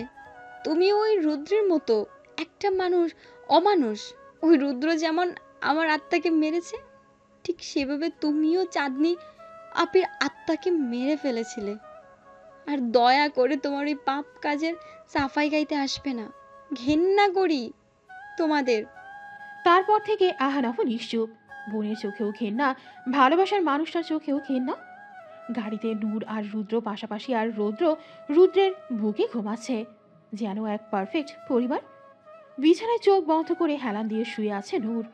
রুদ্র ওর দাদির কাছে ঘরে এসে সাথে সাথেই বিয়ের ভারী সাজ খুলে ফেলেছে সে। মাথা তার যন্ত্রণায় ফেটে যাচ্ছে, কিন্তু ঔষধ নিতেও মন চাচ্ছে না। ভারী বকশিস দিয়ে অবশেষে রুমে ঢুকলো রুদ্র। রুম পুরো অন্ধকার। জানালা দিয়ে বাহিরের ল্যাম্পপোস্টের আলো আসছে, যা তীর্যকভাবে পড়ছে বিছানার উপর। দেখে বিছানায় গুটিসুটি মেরে আতশোয়া হয়ে আছে নূর। রুদ্র ধীর পায়ে যে লাইট অন করলো। এদিকে নূর এখনো নির্বিকার। রুদ্র দেখলো নূর সুতি রংচটা থ্রিপিস পরে আছে, চুলের পানি দিয়ে বালিশ ভিজে গেছে। রুদ্র বারান্দা থেকে তোয়ালে নিয়ে নূরের কাছে এগিয়ে গেল। যেই না নূরের চুলে হাত দিতে যাবে, নূর ঝট করে চোখ মেলল। এরপর রুদ্র নিজেও হতবাক, কি থেকে কি হলো। তার মুখের কথা যেন ফুরিয়ে গেছে। সে অবাক চোখে তাকিয়ে আছে নূরের পানি। এদিকে নূর চিল্লিয়ে বলে উঠল, জানোয়ারের বাচ্চা, আর একবার যদি দেখেছি আমার আশেপাশে আসছিস, এবার তো শুধু থাপ্পড় মেরেছি, নেক্সটে লোক ডাকবো। এরপর বালিশ নিয়ে রুদ্রর মুখে ফিকে দিয়ে বলে, কোথায় সব এসো, কিন্তু আমার পাশে আসার সাহস দেখাবি না। নূর, আমার কথাটা শোনো। তুই যাবি নাকি আমি এই রুম থেকে বের হব? বাহিরে মেহমান, তাই রুদ্র নিজেও চায় না এটা নিয়ে সিন ক্রিয়েট হোক। তাই বালিশ নিয়ে বারান্দায় রাখা ক্যাম্প খাটে শুয়ে পড়ল। ভাগ্যের কি নির্মম পরিহাস, আজ দুটো মানুষ এক হয়েও তাদের মাঝে এত দূরত্ব। এদিকে নূরের চোখেও পানি। যতই রাগ করুক বা ঘৃণা করুক, ঘৃণার মাঝে যে মানুষটাকে আজও সে প্রচণ্ড ভালোবাসে তা তো সে অস্বীকার করতে পারবে না। এদিকে রুদ্রের চোখেও পানি। সে আজ তার নূর পাখিকে যে চিনতে পারছে না। অবশ্য দোষটা তো তারই, সে নিজেই তার নূর পাখিকে এতটা কঠোর বানিয়ে ফেলেছে। রুদ্র মনে মনে বলল, তোমার ঘৃণা মেনে নিতেও রাজি আমি, তবু আমার হয়েই থেকো নূর। চাঁদনি ছাদে একা দাঁড়িয়ে আছে। জীবন নিয়ে বড্ড বেশি দ্বিধায় সে কি করবে। যে মানুষটা নিজের মায়ের কথায় তাকে ছেড়েছিল, তাদের 8 বছরের ভালোবাসাকে নিমিষে পায়ের নিচে পিষে ফেলেছিল, তাকে বেছে নেবে, নাকি যে এই মানুষটাকে সে বন্ধুত্বের হাত বাড়িয়ে তাকে নতুন জীবন দিয়েছে, নতুন করে বাঁচতে শিখিয়েছে? ভাবতে পারছে না চাঁদনি কি সিদ্ধান্ত নিবে সে। হুট করে পেছন থেকে তার অতি পরিচিত ডাক শুনতে পেল। বুঝলো সে এসে দাঁড়িয়েছে পেছনে। আজও মানুষটাকে সে অনুভব করে। আহনাফ আবারও ডেকে উঠল। চাঁদ, এতক্ষণের কল্পনার জগৎ সরে চাঁদনির চোখের সামনে ভেসে উঠল বিয়ের দিনের দৃশ্য, যেখানে আহনাফের পাশে তার স্ত্রী রূপে দ্বিতীয় এক নারী ছিল। রাগে গা জ্বলে উঠল চাঁদনির। রেগে চেঁচিয়ে বলল, কতবার বলেছি তোমাকে যে আমি তোমার মুখ দেখতে চাই না, জাস্ট অসহ্য লাগে আহনাফ। একটাবার আমার কথাটা তো শোনো জান। এ একদম না, তোর এইসব জান টান বলতে আসলে না থাপ্পড় মেরে ঘাট ধাক্কা দিয়ে বের করে দেবো তোকে, ফালতু ছেলে কোথাকার। নূরের ভাই হয়ে এসেছিস, ভাই হয়েই থাক, আমার সাথে একদম আলগা বেরিতে দেখাতে আসবি না। তুই তো করে করছো কেন চাঁদ? ও আচ্ছা, তাহলে তুই আমার কাছে আর কোন ব্যবহার আশা করছিস? সেদিন তোকে আমি বলিনি যে আমার সামনে না আসতে? আমি লাইফে মুভ অন করেছি। এবার আহনাফ করুণ চোখে তাকিয়ে চাঁদনির সামনে হাঁটু করে বসে বলল, আমাকে কি একটিবার ক্ষমা করা যায় না চাঁদ? লাস্ট একটাবার? না, করা যায় না, কারণ তোর জীবনের প্রায়োরিটি, ফার্স্ট প্রায়োরিটি কোনোদিনই আমি ছিলাম না। যেমন সেদিন তোর মায়ের জন্য আমাকে ছেড়েছিলি, ভবিষ্যতে যে আবার ছাড়বি না তার কি নিশ্চয়তা? তোর মতো কাপুরুষ কারো বিশ্বাসের যোগ্য না। আর তোর মতো ডিভোর্সি ছেলের দ্বিতীয় বউ হওয়ার ইচ্ছে আমার নেই। এখন প্লিজ যা এখান থেকে। না থাক, আমিই যাচ্ছি। বলেই হন হন করে চলে গেল চাঁদনি। এদিকে অপমানে তাচ্ছিল্যে আহনাফের অবস্থা করুন। এই চাঁদকে তো সে চেনে না, এ তো তার চাঁদ না। চাঁদ প্লিজ ফিরে এসো, তোমাকে ছাড়া আমি বাঁচবো না চাঁদ। কাঁদতে কাঁদতে আকাশের দিকে তাকিয়ে কথাগুলো বলল আহনাফ। 2 মাস অতিবাহিত হয়েছে। রুদ্র নূরের সম্পর্কের এখনো কোনো উন্নতি হয়নি। ঠিক আগের মতোই নূর বারান্দায় উদাস ভঙ্গিতে বসে আছে। রুদ্র ওর ফুপির কাছে এর মধ্যে নূরের মা 2 বার এসেছিল, কিন্তু নূর কথা না বলে রুমে ঢুকেছিল। মাথা নিচু করে নুরানি বেগম প্রস্থান করেন সেবার। এ নিয়ে নূরের বাবা আসাদ সাহেব বেশ খেপেছেন নূরের ওপর। মানছে সে যে নুরানি বেগম একটা সময় অনেক বড় বড় ভুল করেছে, কিন্তু সে তো এখন অনুতপ্ত। মা হয়ে মেয়ের পা পর্যন্ত ধরেছে, তবু মন গলে না নূরে। এবার যা হচ্ছে তা বেশি বেশি।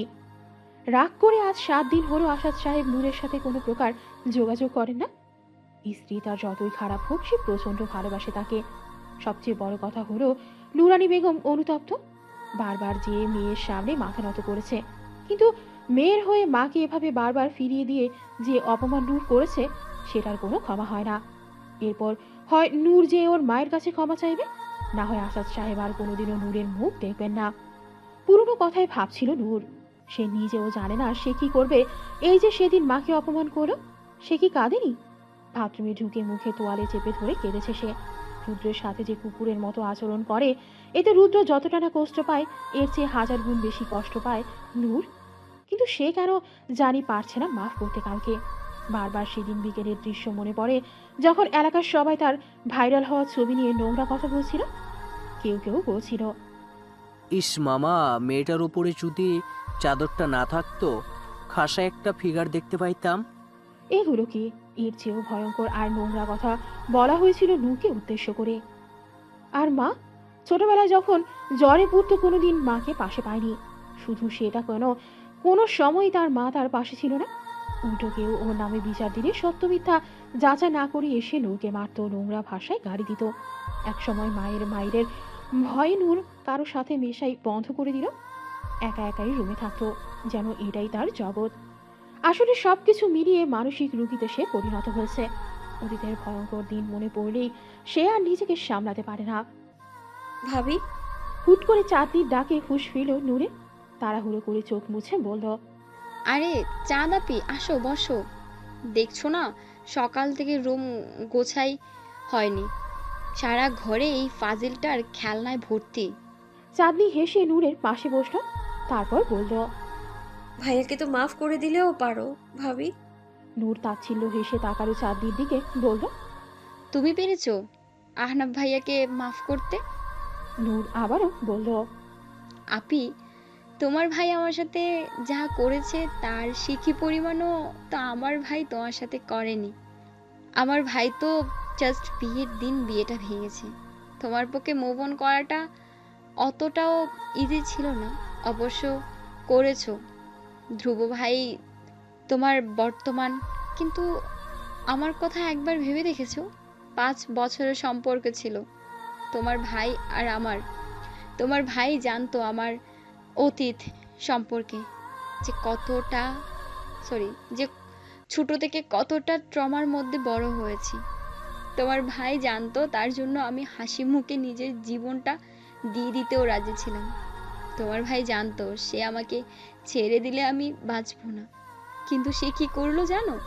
আমার এই নিষ্পাপ মনটাকে নিয়ে খেললো, বিয়ের নামে আমার শরীরটাকে ভোগ করলো। এরপর বিয়েটাকে অস্বীকার করে সে চলে গেল। চাঁদাপি, জানো তো আমি সেদিন সুইসাইড করতে গিয়েছিলাম, কিন্তু যখন জানতে পারলাম যে আমি প্রেগনেন্ট, আমি আর পারিনি আমার অনাগত বাচ্চাটাকে মারতে। বুঝতে পারতেছো চাঁদাপি? আমি প্রেগনেন্ট ছিলাম, কিন্তু বাচ্চার বাপ পলাতক।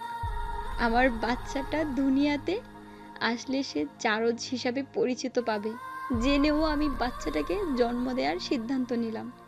কিন্তু পরের দিন সকালে এর চেয়েও বড় সারপ্রাইজ পেলাম।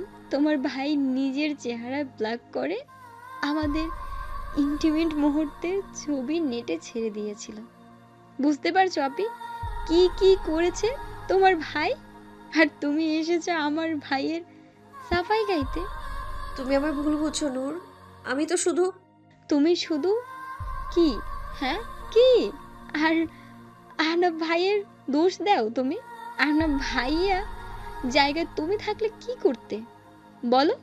সেদিন যদি আহনাব ভাইয়ের জায়গায় তুমি থাকতে, আর তোমার বাবা যদি বিয়ের কিছুক্ষণ আগে হাতের রক কেটে বলতো তুমি যতক্ষণ না অন্য কাউকে বিয়ে করবে ততক্ষণ সে ডক্টরের কাছে যাবে না, এটা শোনার পর কি করতে তুমি বলো?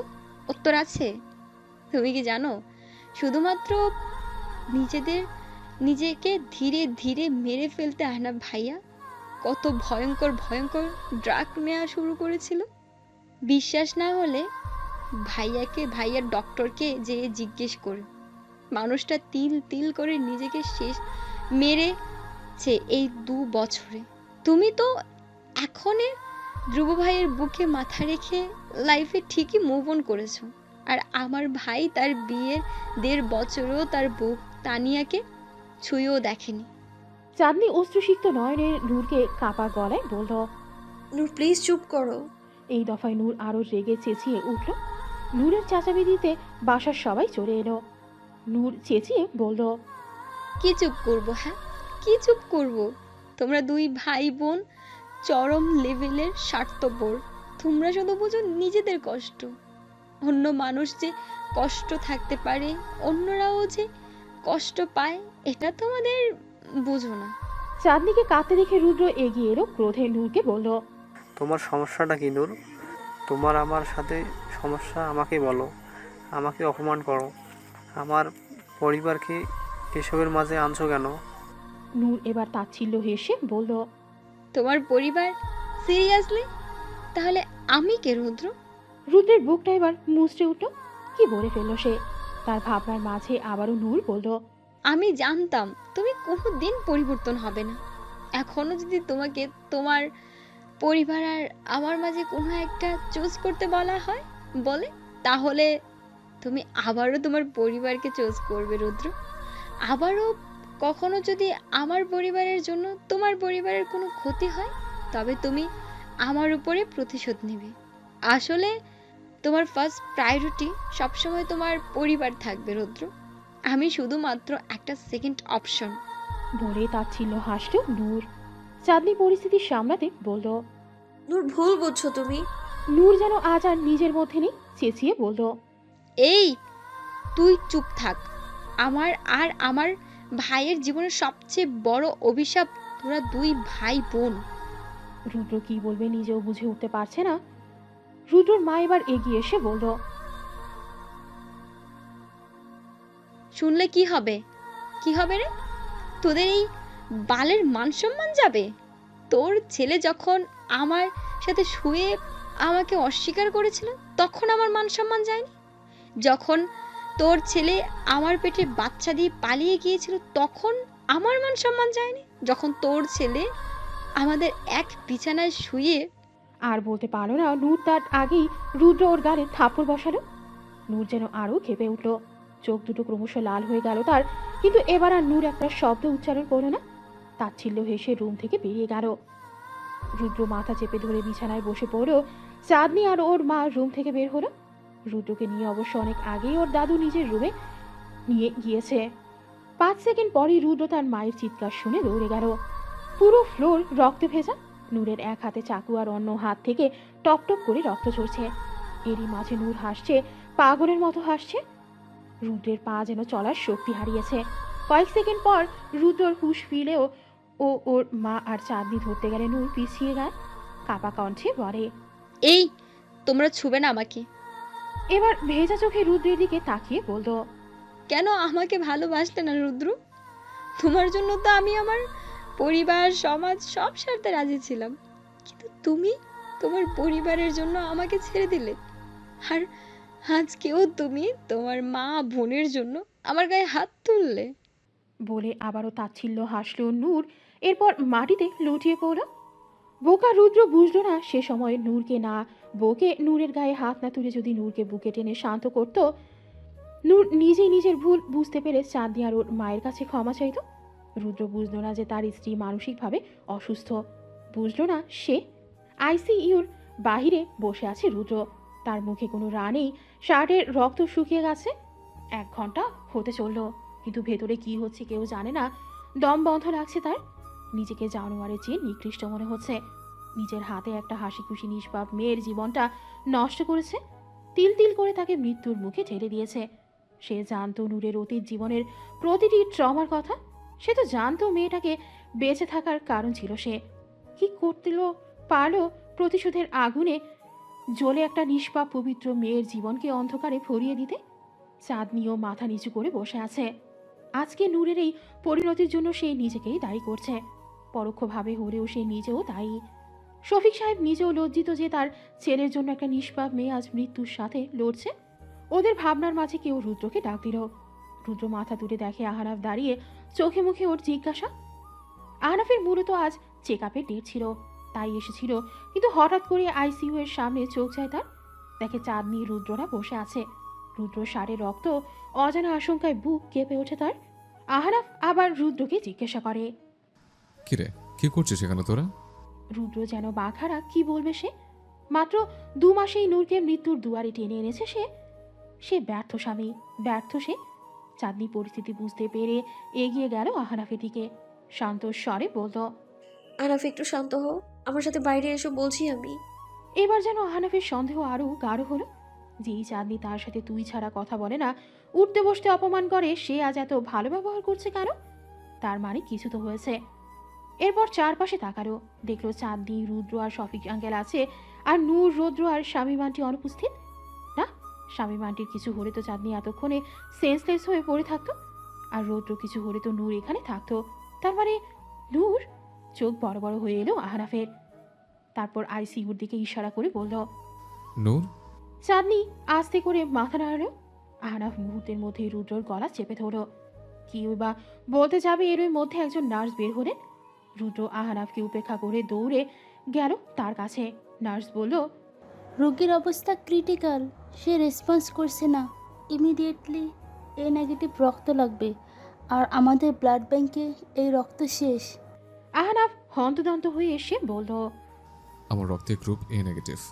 চাঁদনি পাশ থেকে বলল, তুমি ব্লাড দিতে পারবে না আহনাফ, তোমার ব্লাডের ড্রাগ আছে, তুমি নিজেও অসুস্থ। রুদ্র আহনাফ দুজনের মাথায় যেন আকাশ ভেঙে পড়ল। দুজনেরই যে কলিজার টুকরা নূর। আহনাফ ধ্রুব বসে আছে ক্যান্টিনে। যখন পাগলের মতো ছোটাছুটি করেও কোথাও ব্লাড পাচ্ছিল না, সে সময় ডোনার নিয়ে ম্যাজিক ম্যানের মতো হাজির হয় ধ্রুব। এখন নূর বিপদের বাহিরে, তাকে কেবিনে শিফট করা হয়েছে। রুদ্র ওর পাশে বসে আছে। আহনাফ আজ কৃতজ্ঞ ধ্রুবর প্রতি। নূরের এখনও সেন্স ফেরেনি। কেবিনের বাইরে এসেছে সবাই নূরকে দেখতে।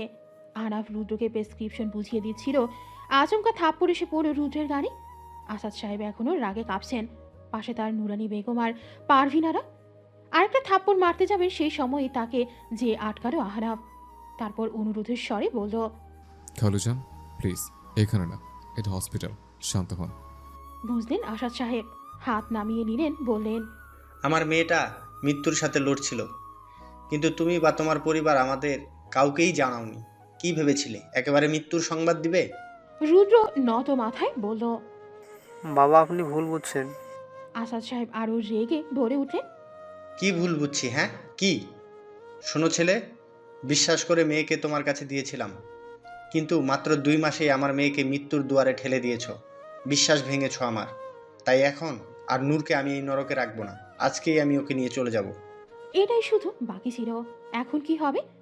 আবার কি তবে বিচ্ছেদ ঘটবে? কি জানি। অপেক্ষা শুধু নূরের জ্ঞান ফেরার। আপনারা কি আদৌ শিক্ষিত? সত্যি করে বলুন তো। ডাক্তারের কথায় থমথম খেলো সবাই। মেয়েটা যে সিরিয়াস মেন্টাল ডিসঅর্ডারে ভুগছে, আপনাদের কি সে বিষয়ে ধারণা আছে? এ দফায় সবাই চমকালো। নূরের সাথে আর কত কি হওয়ার বাকি আছে, বুক ভারী হয়ে আসলো সবার। ডাক্তার আবারও বললেন। রোগীর অভিভাবক আমার কেবিনে আসেন 40 মিনিট পর। বলেই চলে গেলেন তিনি। নূরের জ্ঞান ফিরেছে 10 মিনিট। সবাই এক এক করে নূরের সাথে দেখা করতে যাচ্ছে, কিন্তু নূরের অশান্ত মন খুঁজছে একজনকেই। কেন? নূর তা জানে না। কাউকে যে এভাবে প্রচণ্ড ঘৃণার পাশাপাশি প্রচণ্ড ভালোবাসা যায়, হয়তোবা যায়। নূর ভালোবাসে, হ্যাঁ, এখনো ভালোবাসে ওই অমানুষ পশুটাকে। এদিকে নূরের বাবা কোনোভাবেই রুদ্র বা তার পরিবারকে ভেতরে যেতে দিচ্ছে না। শেষে না পেরে আসাদ সাহেবের পা জড়িয়ে ধরে ভিক্ষা চায় একটাবার নূরকে দেখার। আসাদ সাহেব রেগে বললেন, এই ছেলে, নাটক কম করো।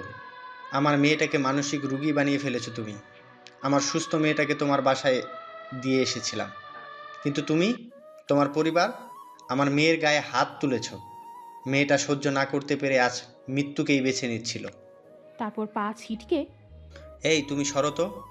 আর এখানে না থেকে নিজের বাড়ি চলে যাও, নাকি আরও প্রতিশোধ নিতে বাকি? রুদ্রের মা পাশে দাঁড়িয়ে ছেলের এই অবস্থা দেখে তার যে বুকটা ফেটে যাচ্ছে, কিন্তু সে চুপ করে আছে।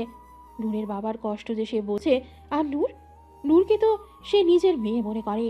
ইস, বাচ্চা মেয়েটা এই অল্প বয়সে কত কি সহ্য করেছে। তার ভাবনার মাঝে ভেতর থেকে একজন নার্স আসে, বলে, এখানে রোগীর শাশুড়িকে, রোগী তার সাথে দেখা করতে যাচ্ছে। মিসেস শামীমা তাড়াতাড়ি করে কেবিনের ভেতরে যায়। বেডের দিকে তাকিয়ে বুকটা কেঁপে ওঠে তার।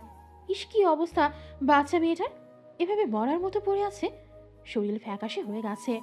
ধীরে ধীরে বেডের দিকে এগিয়ে যায় সে। বেডের পাশের স্টুলে বসে। কারো উপস্থিতি টের পেয়ে চোখ খুলে নূর। তার কাঁপা কাঁপা হাত এগিয়ে শাশুড়ির হাত ধরে। মিসেস শামীমাও শক্ত করে ধরে নূরের হাত। আচমকা কেঁদে দেয় নূর। কাঁদতে কাঁদতে বলে, মা সরি, আমি সত্যি সরি। আমি জানি না তখন কি হয়ে গিয়েছিল আমার। আমি তোমার সাথে খুব খারাপ আচরণ করেছি মা, বিশ্বাস করো মা, আমি ইচ্ছা করে করিনি। নূরের বাচ্চাদের মতো কান্না দেখে হেসে দিল মিসেস শামীমা। মেয়েটাকে আগলে নিল সে। তার চুলে আদুরে বিলি দিতে দিতে মিষ্টি করে বলল, আরে পাগল মেয়ে, যাদের সরি বলতে হয় নাকি? মায়েরা সব বোঝে। আমিও বুঝেছি। আমার নূর বাচ্চা ইচ্ছে করে কিছু করেনি। আমার নূর বাচ্চা কি কখনো ইচ্ছে করে তার মাকে কষ্ট দিতে পারে? পারে না তো। শুনো মেয়ে, তোমার মা সব সময় তোমার পাশে আছে। কোনোদিনও নিজেকে একা ভাববে না। আর নেক্সটে ঝগড়া করবা, তখন আমাকে বিপক্ষে দল না ভেবে নিজের দলে ভাববা। একসাথে মা মেয়ে মিলে ঝগড়া করব। কান্না করতে করতেই হেসে দিল নূর। এই মানুষটা যে তার বড্ড পছন্দের। কেমন জানি একটা মা মা গন্ধ আসে। বাইরে দাঁড়িয়ে দরজার কাছ দিয়ে এই অপরূপ দৃশ্য দেখল সবাই। নূরের মুখে হাসি দেখে সবার স্বস্তির নিঃশ্বাস পড়ল বটে। নূরের মেন্টাল ডিসঅর্ডার আছে ছোটোবেলা থেকে, আর সে ট্রমার মধ্যে। এরপর তার জীবনে ঘটে যাওয়া অনাকাঙ্ক্ষিত ঘটনা তাকে আরও অসুস্থ করছে। কিন্তু এটা আরও ভয়ঙ্কর পর্যায়ে যেত, কিন্তু দেরি নেই। অলরেডি সে সুইসাইড অ্যাটেম্প্ট করছে। এই প্রবণতা কিন্তু ধীরে ধীরে বৃদ্ধি পাবে। এমনও হতে পারে যে মানসিক যে সে মানসিক ভারসাম্য হারিয়ে ফেলবে, তাই সময় থাকতে ওকে সাইকিয়াট্রিস্ট দেখান। এতক্ষণ ডাক্তারের কেবিনে ডাক্তারের কথা শুনছিল রুদ্র, আহনাফ আর আসাদ সাহেব। নূরের এই করুণ অবস্থার কথা শুনে সকলের বুক যেন ফেটে যাচ্ছে। ডাক্তার আরও কিছু আলোচনা করলেন সবার সাথে। এদিকে রুদ্রের মাথায় অন্য চিন্তা, সত্যিই কি তার নূর পাখিকে আজ ওর থেকে আলাদা করে ফেলা হবে? রুদ্র যে মরে যাবে এবার। কি হবে এই সৈন্য ছাড়া জীবনগুলোতে কে জানে। আজ প্রায় 2 মাস হতে চলল নূর কানাডায় ব্যাক করেছে। এবার ওর বাবার সাথে ওর মাও গিয়েছে। ডাক্তারের কড়া নির্দেশ ছিল নূরের আশেপাশে যেন রুদ্র না যায়। তবে রুদ্র চেয়েছিল লুকিয়ে কানাডা যেতে, যাতে দূর থেকে হলেও প্রতিদিন এক পলক স্ত্রী সন্তানকে দেখতে পারে। কিন্তু বিধিভাব, রুদ্রর ভিসা আসায় সমস্যা দেখা দিয়েছে। আগামী 1 বছরে এই সমস্যার সমাধান হবে কিনা সন্দেহ। নূর কানাডায় যাওয়ার পর থেকে নিয়মিত যোগাযোগ রেখেছে ওর শ্বশুর শাশুড়ির সাথে। চাঁদনির সাথে যোগাযোগ আছে ওর, তবে যোগাযোগ নিয়ে একমাত্র রুদ্রের সাথে। প্রতিদিন একটা ফিক্সড টাইম করে দেওয়া আছে। ও সময় রুদ্র নূরের বাবার ফোনে ভিডিও কল দিয়ে রুদ্রকে দেখে, আর সেই সময়টুকুতে নূর ওখানের আশেপাশেও থাকে না। ইদানিং রুদ্র যেন যন্ত্র মানবে পরিণত হয়েছে। প্রতিদিন রাত 2টায় বাসায় ফেরে। সারাদিন অফিসে কুত্তার মতো খাটে, আবার বাসায় ফিরে হাই ডোজের ঘুমের ওষুধ খেয়ে ঘুমায়। জীবনের প্রতি মায়া যেন এক প্রকার কেটে গেছে ওর। কেন জানি মনে হয় নূরকে আর ফিরে পাবে না ও। চাঁদনি, আশা করি তুমি বুঝতে পেরেছো আমি কেন রেগেছি। চাঁদনি মাথা নেড়ে না বলে। আজ ধ্রুব হুট করে চাঁদনিকে রেস্টুরেন্টে ডেকে পাঠায়, কি যেন দরকারি কথা আছে। ধ্রুব আবার বলে, চাঁদনি মা আমাদের বিয়ের ব্যাপারে কথা বলতে চাচ্ছিলেন। আমি এ বিষয়ে এখনও কিছু বলিনি, কারণ আমি তোমার মত জানতে চাই। যদিও আমার মনে হয় আমি জানি, তবুও তোমার মুখ থেকে শুনতে চাই। আহনাফকে এখনও ভালোবাসো? চাঁদনির চোখ দিয়ে পানি পড়ছে। ও বুঝে উঠতে পারছে না কি বলবে ও। ধ্রুব এদিকে অধীর আগ্রহে বসে আছে উত্তরের জন্য। আচমকা বলে উঠল, বিশ্বাস করো ধ্রুব, মানুষটাকে ভোলার ঘৃণা করার অনেক চেষ্টা করেছি, কিন্তু পারিনি ওকে ঘৃণা করতে। যখন থেকে ভালোবাসার মানে বুঝেছি, তখন থেকেই আহনাফকে ভালোবেসেছি। আমার কাছে ভালোবাসা মানেই তো আহনাফ। ও আমার অস্তিত্বে মিশে আছে ধ্রুব। আমি চাইলেও ওকে ভুলতে পারবো না। আমি তোমায় চিট করতে চাইনি ধ্রুব, বিশ্বাস করো, কিন্তু আমি যে আহনাফকে কোনোদিনও ভুলতে পারিনি। ধ্রুব হালকা হেসে চাঁদনির মাথায় হাত রেখে বলল, আরে পাগলি, এখানে চিট করার কথা আসছে কোথা থেকে? তুমি কোনোদিনও আমার সাথে কমিটেড ছিলে না, সো সরি ফিল করার কোনো কারণ নেই। আর আমি তো সব জেনেই তোমাকে ভালোবেসেছিলাম, কিন্তু তোমাকে ভালোবাসি বলেছি তোমাকে পেতে হবে এমন না। আমি ভালো থাকবো তোমার খুশিতে, আর তোমার খুশি আহনাফ। আর এবার অন্তত ওকে সেকেন্ড চান্স দাও। বেচারা দোষ না করে অনেক সাফার করেছে, ইভেন শাস্তিও পেয়েছে, নিজেই নিজেকে শাস্তি দিয়েছে। এবার অন্তত ক্ষমা ডিজার্ভ করে ও। ধ্রুবর কথা শুনে কৃতজ্ঞতা হাসি হাসল চাঁদনি। অবশেষে সে নিজের ডিসিশন নিতে সক্ষম হয়েছে। দেখা যাক সামনে কি লেখা আছে কপারে। এদিকে চাঁদনি যাওয়ার পানে তাকিয়ে থাকলো ধ্রুব। কিছু অপূর্ণতার মাঝেও পূর্ণতা থাকে। সে খুশি, অনেক বেশি খুশি ভালোবাসারা ভালো থাকুক। নূর কানাডায় যাওয়ার পরপরই বগুড়ায় ব্যাক করে আহনাফ। সপ্তাহে একবার ঢাকায় যেয়ে চেক আপ করায় আসে, এই আর কি। সে এখানে আবার তার বাবার বিজনেস জয়েন করেছে। এবার পুরো মন দিয়ে বিজনেস সামলাচ্ছে সে। সন্ধ্যা 6:30। অফিসে আহনাফ ওদের এমপ্লয়ের সাথে কথা বলছিল, হুট করে তার গালে একটা থাপ্পড় পড়ল। পুরো অফিসের এমপ্লয়ীদের চোখ কপালে ওঠার মতো অবস্থা। কি দেখলো এটা তারা? এদিকে আহনাফ নিজেও হতভম্ব। সেকেন্ডের মাঝে রেগে সামনে তাকাতেই দ্বিতীয়বারের মতো থমকালো সে। তবে এবার রাগে না, বিস্ময়ে। সামনে আকাশি রঙের 3 পিস পরা এক নারী দাঁড়িয়ে, যে তার অতি পরিচিত, অতি আপন, অতি আদরের। এ যে স্বয়ং তার প্রাণপ্রেয়সী চাঁদ। আহনাফের বিস্ময় কাটতে না কাটতে ওর বুকে ঝাঁপিয়ে পড়ল চাঁদনি। এদিকে অফিসের এমপ্লয়ীদের তো অবাক হওয়ার পালা থামছেই না। আলতো গাতে প্রাণপ্রেয়সীকে বুকে জড়িয়ে নিয়ে সামনে থাকা এমপ্লয়ীদের চলে যাওয়ার ইশারা করলো আহনাফ। চাঁদনি এখনও আহনাফের কেবিনে আহনাফের কোলে বসে ওর বুকে মাথা রেখে কেঁদেই যাচ্ছে তখন থেকে। আহনাফ বেশ কয়েকবার জিজ্ঞাসা করার পরও যখন চাঁদনি নিরুত্তর, তখন আহনাফ আর কথা না বাড়িয়ে ওকে শান্ত হওয়ার সময় দিয়েছে। চাঁদনি গুনগুন করে কাঁদছে আহনাফের বুকে, আর আহনাফ ওর মাথায় আস্তে আস্তে বিড়ি কেটে দিচ্ছে। এদিকে পুরো অফিসে গুনগুনানি চলছে। তাদের বসকে নিয়ে অফিসের অবিবাহিত মেয়েরা তো জ্বলে পুড়ে শেষ। চাঁদনি এবার কান্না থামিয়ে ভেজা চোখে মাথা ওঠায়, তারপর আহনাফের কলার ধরে বলে, তুই এক্ষুনি কাজী অফিসে নিয়ে আমায় বিয়ে করবি, নইলে আজকে এখানে দুটো লাশ পড়বে। আহনাফ চাঁদের রুদ্র রূপ দেখে ঢোক গিরে বলে, জান, এভাবে তাড়াহুড়ো করে পরিবারের সবাইতে মন খারাপ করবে। চাঁদনি এবার আরো রেগে চেঁচিয়ে বলল, বিয়ে করবি কিনা বল। আহনাফ আলতো হেসে চাঁদনির কপালে চুমু বসালো। মা বলেন কবুল। আলহামদুলিল্লাহ কবুল বলে বিয়ের কাগজে সাইন করে দেয় চাঁদনি। এদিকে আহনাফ ও ঝড়ের বেগে চাঁদনিকে নিজের ব্যক্তিগত চাঁদ বানিয়ে নেয়। দুজনের মুখেই হাসি, এজন্য 10 বছরের অপেক্ষার হাসি পূর্ণতার হাসি। রাত 9টা, ভরা পূর্ণিমা আজ, আর এই চাঁদের আলোয় দুটো ছেলে মেয়ে হাত ধরে হাঁটছে। একটু আগেই যে তাদের ভালোবাসা পূর্ণতা পেল। আহনাফের পাশে তার ব্যক্তিগত চাঁদকে দেখে যেন আজ আমাদের চাঁদ মামাও খুশি। রুদ্র, এসেছিস বাবা? ঘরে ঢুকে রুদ্র ওর বাবা মাকে বসে থাকতে দেখে চমকে উঠল। এত রাতে বাবা মা এখনো জেগে আছে কেন? চিন্তায় বিভোর রুদ্র ওর মাকে জিজ্ঞেস করলো। এত রাতে তোমরা জেগে আছো কেন? রুদ্রের মায়ের চোখে পানি চড়িয়ে এলো। ওর বাবা এখনো স্তব্ধ হয়ে বসে আছে। চোখ মুছে রুদ্রর মা বললেন। রুদ্রর মাথায় যেন বাজ পড়ল। সে এখনো বিস্ফোরিত চোখে তাকিয়ে আছে।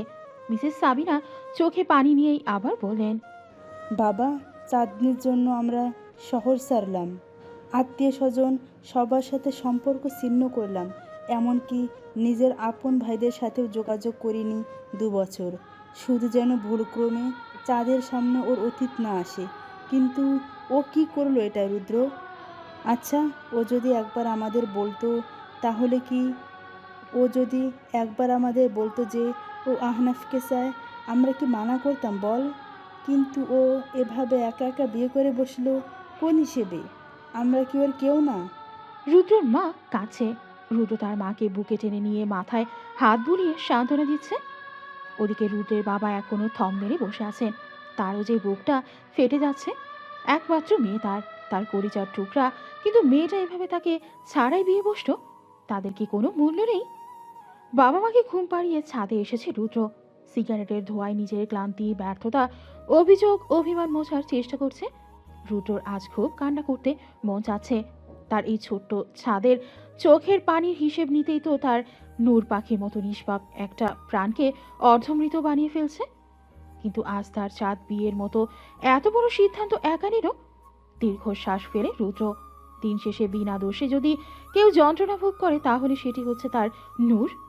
নিষ্পাপ মেয়েটার গায়ে কলঙ্ক লেপিয়ে দিয়েছে সে। রুদ্র আজ সাহস করে নূরকে মেসেজ দিল। প্রিয় নূরজান, তোমাকে প্রচণ্ডভাবে ভালোবাসি। আমি জানি যা পাপ করেছি আমি তা ক্ষমার অযোগ্য। শুধু দোয়া করিও যাতে নিজের কৃতকর্মের শাস্তিস্বরূপ সৃষ্টিকর্তা আমাকে মৃত্যু দিক। ভালো থাকিও নূর পাখি। তোমার ব্যর্থ স্বামী রুদ্র। আহনাফ আর চাঁদনি আজ শহর থেকে দূরে গ্রামের মধ্যে একটি রিসোর্টে গিয়েছে। তারা বসে আছে রুম থেকে একটু দূরের পুকুর পাড়ের সিঁড়িতে। আহনাফের কাঁধে মাথা রেখে আছে চাঁদনি। চাঁদনি ক্ষণে ক্ষণে নাক টানছে। আহনাফ বুঝলো তার চাঁদ কাছে। আলতো করে মাথায় হাত বুলিয়ে বলল, কি হচ্ছে জান? চাঁদনি এবার আরো জোরে কেঁদে দিল। তারপর ফোপাতে ফোপাতে বলল, আমি আজকে আব্বু আম্মু ভাইয়াকে অনেক কষ্ট দিয়েছি আনাফ। আমি জানি ওরা সবাই কেঁদেছে। আহনাফ সান্ত্বনার স্বরে বলল, আগে যা হয়েছে বাদ দাও, আগে সবার রাগ কি করে ভাঙাবে ভেবে দেখো। চাঁদ এবার বলে, নিজেকে না অনেক স্বার্থপর লাগছে আনাফ, যে বাবা মা আমায় সুস্থ একটা জীবন দিতে নিজের এলাকা ছাড়লো। আজ তাদেরকে রেখেই আমি এত বড় সিদ্ধান্ত নিলাম। যে ভাই শুধু আমার চোখের পানির হিসেব নিতে এত বড় পাপ করলো যে আজ তার নিজের জীবনটাই ছন্ন ছাড়া। আজ তাকে রেখেই আমি নিজের জীবন গুছিয়ে নিয়েছি আনাফ। কিন্তু আমার আর কি করা ছিল বলো? এত কষ্টে সাহস করে সিদ্ধান্ত নিয়েছি নিজের ভালোবাসাকে দ্বিতীয় সুযোগ দেওয়ার। যদি আবার এলোমেলো হয়ে যায় সবটা, ভয় হয় জানো তো আনাফ, হারানোর ভয় হয়। আহনাফ হাত বাড়িয়ে চাঁদনির চোখের পানি মুছে বলল, চিন্তা করো না, আমাদের থেকে যেহেতু সবকিছু শুরু, আমরাই আবার সব গুছিয়ে দেব। এই দফায় মাথা তুলে চাঁদনি বলল, আনাফ, আমি একটা সিদ্ধান্ত নিয়েছি। আহনাফ ইশারায় জিজ্ঞেস করল, কি? চাঁদনি বলল, যতদিন না ভাইয়া আর নূর ভাবি এক হচ্ছে, আমি তুমিও আলাদা থাকবো। আহনাফ এবার চাঁদনির দিকে তাকিয়ে ওর কপালে আলতো করে চুমু খেয়ে বলল, আপনি যা বলিবেন তাহাই করিব রানী সাহেবা। চাঁদনি জিজ্ঞেস করলো। তুমি কি রাগ করেছো? আহনাফ দুপাশে মাথা নাড়িয়ে বলল, একদম না জান, আমার বোন, আমার রেস্টুরেন্ট রুদ্র, কেউ ভালো নেই। আমি কি স্বার্থপর মতো একা একা ভালো থাকবো বলো? আমিও চাই রুদ্র আর নূর আবার এক হোক, অন্য 10টা দম্পতির মতো সুখী সংসার করুক। এতক্ষণ পর হাসলো চাঁদনি, আবার নিশ্চিন্তে মাথা রাখতো তার প্রাণপ্রিয়র কাঁধে। কি হবে সামনে কে জানে। অতিবাহিত হচ্ছে আরো 2 মাস। চাঁদনি পরের দিনই ঢাকা ব্যাক করেছে। সাথে অবশ্য আহনাফও ছিল। দুজনেই চাঁদনির বাবা মায়ের পা ধরে ক্ষমা চেয়েছে। বাবা মায়ের মন কতক্ষণ আর নিজের ঔরসজাত সন্তান থেকে মুখ ফিরিয়ে থাকবে। ক্ষমা করে বুকে টেনে নিয়েছেন। ব্যতিক্রম রুদ্র, বোনকে তার বিবাহিত জীবনের জন্য মন ভরে দোয়া করেও দূরত্ব বাড়িয়েছে ঢের। অবশ্য শুধু চাঁদনি নয়, বাবা মায়ের সাথেও দূরত্ব বেড়েছে বইকি। সে নিজেও যেন একাকিত্বে পিষে মরছে। চারপাশে সবাই কত সুখী, সবাই সবার নিজস্ব জীবন সংসার নিয়ে ব্যস্ত। মাঝে একা হয়ে আছে শুধু রুদ্রই। তাই তো আজকাল বাসায় সে থাকে না। চট্টগ্রামে নতুন চাকরিতে জয়েন করেছে 1.5 মাসেরও। এখানে একটা বয়েজ হোস্টেলে একটা ছোট্ট রুম নিয়ে থাকে। রুমের পাশেই ছোট্ট একটা ব্যালকনি। একা মানুষ সে, যত বড় বাসা নেবে তত বেশি একাকিত্ব কুড়ে খাবে। তার চেয়ে ভালো তারই একটা রুম। রাতে অফিস থেকে ফিরে ব্যালকনিতে বসে সিগারেট টানছিল রুদ্র। ভয়ঙ্কর চেনি স্মোকার সে এখন। পুরো ব্যালকনি ধোঁয়ায় ভরে গেছে। সেদিকে হুঁশ নেই তার। কিছুক্ষণ আগেই ওর বাবা ফোন দিয়েছিল। চাঁদনির বিয়ের অনুষ্ঠান পরশু থেকে শুরু। পারিবারিকভাবে সিদ্ধান্ত নিয়েছে যে আবার বিয়ে দেবে তাদের। এই সুযোগে পুরনো সব আত্মীয় স্বজন আবার এক হবে। বোনের প্রতি শত অভিমান করলেও ভাই হিসেবে বোনের প্রতি দায়িত্ব তো আর অস্বীকার করতে পারে না রুদ্র। যতই হোক বোন যে তার কলিজার টুকরা। চাঁদনির জন্মের পরই রুদ্র তার ছোট ছোট হাতে ওই ছোট্ট পুতুলটাকে নিয়ে খেলেছে, আদর করেছে। চাঁদনির নামটাও যে তারই রাখা। পুরনো স্মৃতি মনে পড়তেই চোখ ভরে এলো তার। কাল অফিস শেষেই রওনা দেবে সে। নিজের ছোট্ট বাচ্চাটার কথাও প্রচণ্ডভাবে মনে পড়ছে রুদ্রর। তার বাচ্চাটাও বড় হয়ে যাচ্ছে, কিন্তু বাবা হয়েও নিজের বাচ্চাটার বড় হওয়া, ওর ছোট ছোট দুষ্টুমি দেখতে পারছে না রুদ্র। কেঁদে দিল রুদ্র। ছেলেদের নাকি কাঁদতে নেই, কিন্তু রুদ্র কাঁদে, প্রতিদিন কাঁদে। প্রতি রাতে যখনই একা থাকে তখনই কাঁদে। পুরুষরাও কাঁদে। রাত 2টা। রুদ্র এসে পৌঁছালো বাসায়। দরজার চাবি তার কাছে আগে থেকেই থাকে, তাই তো সহজেই ঢুকে পড়ল। লিভিং রুমে শুধু একটা ড্রিম লাইট জ্বলছে। চারিদিকে অন্ধকার আর পিন পিন নীরবতা। ক্ষুধা লেগেছে রুদ্রর, কিন্তু টেবিলে ফাঁকা। তার মা মনে হয় ঘুমিয়ে গেছে। জাগাতে মন চাচ্ছে না। খানিক অভিমান হলো রুদ্রর। মা কি জানে না যে সে জার্নিতে কিছু খেতে পারে না? জার্নির আগেও না খেয়ে জার্নি করে সে। চুপচাপ হাজারটা অভিমান মনের মাঝে নিয়ে সোজা নিজের রুমে চলে গেল রুদ্র। রুম জুড়ে ঘুটঘুটে অন্ধকার। জানালার দিকে তাকিয়ে বুঝলো আজ জানালাও লাগানো, ভারী পর্দাও টানা। তাই আজ ল্যাম্প পোস্টের আলো ঘরে ঢুকতে পারছে না। ঘরের বাতি জ্বালিয়ে যেই না পেছনে ঘুরল রুদ্র, তার চোখ যেন কপালে উঠল। ওই যে হিন্দি সিরিয়ালে যেমন হয়, কেউ কোনো বড় সড়ো শখ পেলে কানের কাছে ধিম ধিম তা নানা ধিম ধিম ধিম ধিম তা নানা ধিম ধিম মিউজিক বাজে। রুদ্ররও আজ ঠিক একই অনুভূতি হচ্ছে। আচ্ছা, আজকাল তার কি হ্যালুসিনেশন হচ্ছে? না মানে সে যা দেখছে তা কি সত্যি? ধীর পায়ে এগিয়ে গেল সে বিছানার দিকে। তারপর এক দৃষ্টিতে তাকিয়ে থাকলো বিছানায় ঘুমে মগ্ন দুটো আদুরে বিড়াল ছানার দিকে। একটা বড় বিড়াল ছানা, একটা ছোট্ট বিড়াল ছানা, কিন্তু দুটোকেই বড্ড বেশি আদুরে লাগছে। হ্যালুসিনেশন হোক, এই হ্যালুসিনেশন বা তার এই কল্পনাকে উপভোগ করতে চাই রুদ্র। বিছানায় উঠে বসল রুদ্র। প্রথমে ছোট্ট বিড়াল ছানাটাকে বুকে আঁকড়ে সাবধানে আগলে নিল, খুব সাবধানে, যেন ঘুম না ভাঙে। এরপর ধীরে ধীরে চুমু খেলেও পাক্কা 30 মিনিট আদর করে ছোট্ট বিড়াল ছানাটিকে বিছানায় শুইয়ে দিয়ে গেল বড় বিড়াল ছানাটার দিকে। এবার আর আস্তে ধীরে নয়, দ্রুততার সাথে বড় বিড়াল ছানাটাকে বুকে টেনে নিয়ে পুরো মুখ জুড়ে আদরে চুমুতে ভরিয়ে দিতে লাগলো। এদিকে বড় বিড়াল ছানাটার এসব তীব্র চুমুর ভার সহ্য করতে না পেরে ঘুম আলগা হয়ে আসলো তার। পিটপিট করে চোখ খুলে দেখতে লাগলো তার উন্মাদ পুরুষের পাগলামি। কিভাবে আগলে ধরে রেখেছে পাগলটা। এদিকে রুদ্র বড় বিড়াল ছানাকে জেগে উঠতে দেখে ভয় পেয়ে গেল। এবার কি রেগে যাবে সে? রাগ করে আবার চলে যাবে, নাকি কল্পনায় আবার হারিয়ে যাবে? রুদ্রকে ভয় পেতে দেখে এবার তার বড় বিড়াল ছানা হেসে দিল। এই হাসি পুরো 2.5 বছর পর দেখছে রুদ্র। পুরো 2.5 বছর। এবার আর নিজেকে ধরে রাখতে পারল না সে। ছোট্ট বাচ্চাদের মতো তার প্রাণপ্রিয়া, তার জান, তার একমাত্র স্ত্রী, তার নূরকে জড়িয়ে ধরে চিৎকার করে কেঁদে উঠল। হাউমাউ করে কাছে রুদ্র। আজ যেন আর কোনো কিছুর খেয়াল নেই তার, হুঁশ হারিয়েছে যেন। এদিকে কান্নার প্রচন্ড শব্দে রৌদ্র জেগে উঠল। কাঁচা ঘুম ভাঙায় সেও বাবার সাথে পাল্লা দিয়ে কেঁদে উঠল। নড়তে নড়তে যায় মায়ের পেটে মাথা গুঁজে দিল।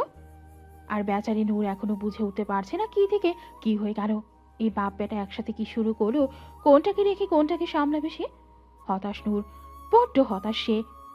তবে এই হতাশা প্রশান্তির। আবার হালকা হেসে হাত বাড়িয়ে আগলে নিল তার জান দুটোকে। সত্যিকার অর্থে আজ রুদ্রর বাসায় সবাই জেগে। এদিকে চাঁদনির রুমে চাঁদনি নামাজে দাঁড়িয়ে ভাই ভাবির সুখী সংসারের জন্য প্রার্থনা করছে। অন্যদিকে রুদ্রর বাবা মাও নামাজে দাঁড়িয়েছে।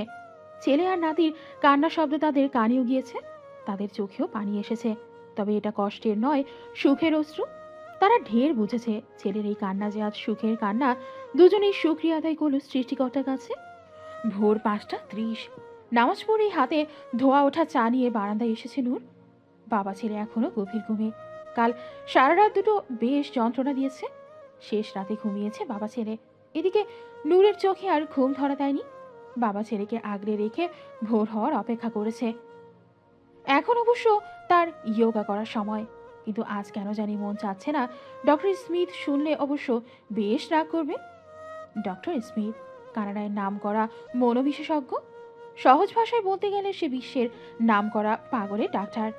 কানাডা যাওয়ার পর পুরো 4 মাস তার কাছেই চিকিৎসারত ছিল নূর।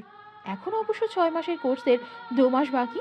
কিন্তু চাঁদনি আর আহারাফের জোড়াজড়িতে তাকে ফিরতেই হলো। অবশ্য ডক্টর স্মিথও কম জোড়াজুড়ি করেননি। এমন না যে সে রুদ্রকে ক্ষমা করে দিয়েছে, ব্যথা এখনো তাজা আছে। কিন্তু ওই যে সে নিজে একটু শান্তিতে বাঁচতে চায়, শান্তি চায় জীবনে। আর সেই শান্তি যে সে রুদ্রের কাছেই পাবে। রুদ্রকে যতটা সে ভালোবেসেছে, জীবনে কোনোদিনও আর কাউকে সে সেভাবে ভালোবাসতে পারবে কিনা সন্দেহ। হ্যাঁ, সে রুদ্রকে ভালোবাসে, ভয়ঙ্কর ভালোবাসে। কিন্তু রুদ্রকে তো সে আর কোনোদিনও জানতে দেবে না। সে চায় রুদ্র প্রতিটা মুহূর্তে তাকে হারানোর ভয় থাক, প্রতিটা মুহূর্ত। সে চায় না রুদ্রর জীবনে কোনো সস্তা বা অপশনাল পার্সন হয়ে থাকুক। সে ফিরেছে তার সন্তানকে একটা সুন্দর পরিবেশ দিতে। সে চাইলেই মুভ অন করতে পারত, কিন্তু রুদ্র যতটা ভালোবাসা দেবে, অন্য কেউ হাজার চাইলেও সেটা করতে পারবে না। ডক্টর স্মিথ তাকে অনেক কিছু শিখিয়েছে নিজের নীতিকে জীবন বাঁচতে। না, সে আর আগের ওই বোকা নূর নেই যে সামান্য কিছুতে কষ্ট পেত, কান্না করত। তাকে কেউ কাঁদালে সে আরও 10 গুণ বেশি তা ফেরত দেবে। নূর আর সস্তা নেই, নূর আর বোকা নেই। সে আর অতীতকে মনে করতে চায় না, অতীতকে বর্তমানে টেনে এনে নিজের বর্তমান নষ্ট করতে চায় না। সে নতুন করে জীবন শুরু করার প্রত্যয় নিয়েই এসেছে। নূরের ভাবনার মাঝেই একজোড়া হাত তার কোমর জড়িয়ে ধরল। অতপর নূরের কাঁধে নিজের মাথা রাখলো। একটা দুটো করে অসংখ্য চুমু দিতে লাগলো নূরের কাঁধে। হঠাৎ করে নূর নিজের কাঁধে ভেজা কিছু অনুভব করলো। তৎক্ষণাৎ পেছনে ফিরে দেখে রুদ্র চোখ মুছছে। আলতো করে রুদ্রর গালে হাত রেখে বলল, কাঁদছো কেন? এবার রুদ্র নূরকে বুকে টেনে বলল, নূর, আমি না আমার জীবন আবার ফিরে পেয়েছি। রুদ্র আর তোমাকে ছাড়া প্রতিটা সেকেন্ড মৃত্যু সম ছিল। ধন্যবাদ জান আমাকে ক্ষমা করার জন্য। ক্ষমা করেছি কে বলেছে তোমায়? আমি শুধু আমাদের বিয়েটাকে দ্বিতীয় একটা সুযোগ দিয়েছি। এখন তুমি কিভাবে সেই সুযোগ কাজে লাগাবে সেটা তুমি জানো। বলেই নূর বারান্দা থেকে চলে গেল। এদিকে রুদ্র মনে মনে বলল, জান, এবার আর তোমাদের আমি যেতে দিব না। আমার সংসারটাকে আমি আর শেষ হতে দিব না। নিজের শেষ নিঃশ্বাস পর্যন্ত আগলে রাখবো। আর কোনো দিন আমার জন্য চোখের পানি আসবে না, প্রমিস। তারপর বিছানায় যে রৌদ্রের কপালে চুমু বসিয়ে বলল, আমার রুদ্র, আমার ভালোবাসা। খাবার টেবিলে একসাথে বসেইছে সবাই। রুদ্র গলা খিচুড়ি চামচ দিয়ে খাইয়ে দিচ্ছে রৌদ্রকে। অবশ্য খাইয়ে দিচ্ছে কম, সারা শরীরে মাছে বেশি। নূর নিজের খাবার খাচ্ছে আর বারবার বাবা ছেলের কাণ্ড দেখছে। এদিকে রুদ্রর মার চোখে অজান্তেই ঝাপসা হলো। খুশি সে, আজ সে প্রচণ্ড খুশি। সবার অগোচরে চোখ মুছে এবার সে সবাইকে উদ্দেশ্য করে বলল, আমি একটা সিদ্ধান্ত নিয়েছি। সবাই এবার জিজ্ঞাসাসূচক দৃষ্টিতে তার দিকে তাকালো। মিসেস সাবিনা বললেন, আমি চাই চাঁদনি আনাফের বিয়ের সাথে রুদ্র নূরেরও বিয়ে হোক। সবাই রাজি, কিন্তু নূর বেঁকে বসলো, বলল, মা আমি রাজি না। প্রথমত আমি পুরোপুরি সুস্থ না, মানসিক বা শারীরিক কোনোভাবেই। দ্বিতীয়ত প্রত্যেক মেয়ের বিয়ে নিয়ে অনেক ফ্যান্টাসি কাজ করে। আমার ছিল, যদিও সেসব পূরণ হয়নি। যাই হোক, আমার ভাগ্যে ছিল না। কিন্তু আমি চাই না চাঁদনি আপুর বিয়ের সব সময় চাঁদনি আপু ছাড়া অন্য কেউ কাউকে ফোকাস করুক। আমি চাই দিনটা যেন শুধুমাত্র তার হয়েই থাকুক। আর আমারটা যখন সময় আসবে দেখা যাবে। আপাতত আমি প্রস্তুত না। নূরের যুক্তি শুনে সবাই সম্মতি প্রদান করে। এদিকে এতক্ষণ রুদ্র অবাক হয়ে শুনছিল বউয়ের কথা। তার ভোলা ভালা বউ এতটা স্ট্রেট ফরওয়ার্ড হয়ে গেছে। ভয় হয়, অজানা ভয়। না, সে কিছুতেই এবার নিজের সংসারটাকে হারাবে না, কিছুতেই না। গোধূলির শেষ প্রহরে ঝুম বৃষ্টি নেমেছে শহরে। আধার আর আলো আর মিলেমিশে একাকার।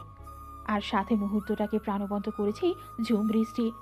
গোধূলি বেলার বৃষ্টি নূরের বরাবরই বেশ প্রিয়। আগে ছোট থাকতে সে অপেক্ষায় থাকতো কখনই বৃষ্টি নামবে। যেই না বৃষ্টি নামতো, নূর দৌড়ে যেয়ে ইনস্ট্যান্ট কফি বানিয়ে আর হাতে হুমায়ুন আহমেদের বই নিয়ে যেয়ে তার রুমে জানালার পাশে রাখা টেবিলে যেয়ে বসতো। তারপর পুরো জানালা খুলে দিত। এদিকে বাহিরে আধার রাজত্ব করত ধীরে ধীরে। তার সাথে পাল্লা দিয়ে আকাশ ভেঙে বৃষ্টি নামতো। আর এদিকে কফি খেতে খেতে সামনে উপন্যাস রেখে নূর তা উপভোগ করত। পুরনো কথা মনে করে আনমনেই হেসে দিল নূর। সব খারাপের মাঝেও তার এই একাকী জগৎটা বেশ ছিল। ওই জগৎটা যে একদম তার নিজের হাতে গড়া। আজও গধূলি বেলায় বৃষ্টি নেমেছে। বাসার সবাই গিয়েছে বিয়ের শপিংয়ে। এই তো 10 মিনিট আগেই বেরোলো। চাঁদনি রৌদ্রকেও সাথে নিয়ে গেছে। 4 দিন এই ছেলেটা ফুপির বেশ ন্যাওটা হয়ে গেছে। নূর বাসায় থেকে গেছে। সকাল থেকেই শরীরটা খারাপ লাগছে। যদিও ওর শাশুড়ি মায়ের সাথে থেকে যেতে চেয়েছিল, কিন্তু নূর রাজি হয়নি। জোর করে তাকে পাঠিয়েছে। নূরের আজ মন চাচ্ছে লাল টুকটুকে শাড়ি পরে পায়ে আলতা দিয়ে চুলগুলো ছেড়ে দিয়ে বৃষ্টিতে ভিজতে ভিজতেই তাড়াহুড়ো করে বাসায় ফিরেছে রুদ্র। শপিং মলে যাওয়ার পর যখন শুনল নূর আসেনি, ওর শরীর খারাপ, 2 মিনিটও আর থামেনি সে। সাথে সাথেই রওনা দিয়েছে। নূরের মেন্টাল হেলথ নিয়ে আর রিস্ক নিতে চায় না সে। যদি আবার প্যানিক অ্যাটাক হয়। আবার অ্যাপার্টমেন্টের নিচে আসতেই বুঝলো ইলেকট্রিসিটি নেই। পিলে চমকে উঠল তার। নূর নূর তো অন্ধকারে ভয় পায়। হুশ হারিয়ে 6 তলা পর্যন্ত সিঁড়ি বেয়ে দৌড়ে উঠল রুদ্র। ডুপ্লিকেট চাবি তার কাছেই ছিল। বাসায় ঢুকেই দেখে চারিদিক অন্ধকারে ছেয়ে আছে। ফোনের ফ্ল্যাশ লাইট জ্বালিয়েই দৌড়ে গেল রুমে, কিন্তু রুমও ফাঁকা। পর্যায়ক্রমে ওয়াশরুম, কিচেন সব চেক করলো, না কোথাও নূর নেই। বেশ কয়বার নাম ধরে ডাকলেও কিন্তু সাড়া নেই। ফোনে ডায়াল করতেই ফোন ঘরে বেজে উঠল। এবার রুদ্র ভয় পাচ্ছে, ভীষণ ভয়। কোথায় গেল নূর? শরীর কাঁপছে তার। এখনই বুঝি মাথা ঘুরে পড়ে যাবে। নিজের চুল নিজে টেনে ধরে সোফায় বসে পড়ল। কিন্তু হুট করে চোখ গেলে ওর বাবা মায়ের রুমের দিকে। ভেরানো দরজার সাইড দিয়ে হালকা আলো দেখা যাচ্ছে। রুদ্র ধীরে ধীরে এগিয়ে গেল ও রুমের দিকে। যত এগোচ্ছে ততই একটা সুরেলা কণ্ঠেও নজরুল গীতি তার কানে স্পষ্ট হচ্ছে। দরজা ঠেলে রুমে ঢুকতে রুদ্র দেখল মমদানিতে একটা ছোট্ট মোম পিটপিট করে জ্বলছে। এদিকে সুরেলা কণ্ঠ আরও স্পষ্ট হলো। না, এবার রুদ্র চিনতে পারল এই সুরেলা কণ্ঠের মালিককে। এই কণ্ঠের গান যে সে দীর্ঘ 5টা বছর ধরে শুনে এসেছে। হারানো হীরা নিকুঞ্জ পথে খোয়ায়ে ঝরা ফুল একেলা আমি, তুমি কেন হায় আসিলে হেতায়, সুখের সরগর হইতে নামি, চারিদিকে মরু উড়েছে বেকুল, শুকনো পাতা মলিন ফুলোদয়, বিতাই সেতা হয় তবু আকি জল ছিটায় অবিরল, দিবস জামি এলে অবেলায় পথিক, বেলুম বিদিছে কাটা নাহি পাবে ফুল, কি দিয়ে বরণ করি অচরণ, নিবিছে জীবন স্বামী। রুদ্রর বাবা মায়ের ঘরের পাশে একটা ছোট্ট ছাদ রয়েছে। রুদ্র বুঝলো সেখানে আছে তার নূর পাখি। গানের সুরে মুগ্ধ হয়ে এগিয়ে গেল সেদিকে। রুদ্র থমকালো। যতবার বিজলি চমকালো তার আরো চারিদিকে ছড়ালো, ততবারই চমকালো। এ কেমন রূপ! এ রূপে যেমন অগ্নির ন্যায় ঝলসানোর ক্ষমতা রাখে, আবার বরফের ন্যায় শীতল স্বচ্ছ অনুভূতিও জাগাতে সক্ষম। এ কি কোনো মানুষ, নাকি অগ্নি থেকে বের হওয়া অগ্নিকন্যা, নাকি স্বর্গ থেকে নেমে আসা কোনো পরী? রুদ্র ভুলে গেল নিঃশ্বাস নিতে। মন্ত্রমুগ্ধ হয়ে বৃষ্টির মধ্যে সামনে এগিয়ে গেল। এদিকে ছাদের মাঝে দাঁড়িয়ে লাল শাড়ি পরে বৃষ্টির মধ্যে দাঁড়িয়ে গানের সুর করে নৃত্যে মগ্ন রমণীর চারিদিকে কোনো কিছুর হুঁশ নেই। সে যেন আজ মাতালের ন্যায় হয়ে আছে। আচমকা কেউ কোমর পেঁচিয়ে টান দিল তাকে। হঠাৎ এরকম হওয়ায় ভয়ে সামনে তাকালো সে। চোখ তুলে সামনে তাকিয়ে দেখে রুদ্র। বৃষ্টির পানি রুদ্রের মুখ চুইয়ে তার মুখে পড়ছে। রুদ্রের চোখে যেন আজ নেশা, ভয়ঙ্কর নেশা। নূর রুদ্রকে দেখে কিছু বলতে যাবে, তার আগেই তার ওষ্ঠধয় আঁকড়ে হলো সে। নূর বলল, মুখের কথা মুখেই থেকে গেল তার। এত বছর পর প্রাণ পুরুষটাকে এত কাছে পেয়ে হুঁশ হারালো সেও। সাড়া দিল রুদ্র ডাকে। এতে যেন রুদ্র আরো ব্যাপরোয়া হলো। আরো আরো ধীরে ধীরে নিজের হাত দুটো দিয়ে রুদ্রকে আঁকড়ে ধরল নূর। আচমকা নূরকে কোলে তুলে নিল সে। দুজনের মুখেই আজ কোনো রানী। তারা দুজনেই যেন প্রচণ্ডভাবে চাচ্ছে একটি নতুন শুরু, একদম নতুন। নূরকে পাজা করে নিয়ে পা বাড়ালো নিজেদের রোমের দিকে। এদিকে নূর এখনো এক দৃষ্টিতে তাকিয়ে আছে রুদ্রের দিকে। রুদ্র ধীরে ধীরে নূরকে বসালো বিছানায়, তারপর সেও নূরের চোখের দিকে তাকালো, যেন অনুমতি চাচ্ছে। মনে পড়ে গেল এর আগেও এমনি একটি বৃষ্টির রাত এসেছিল তাদের জীবনে, ঠিক এমনি।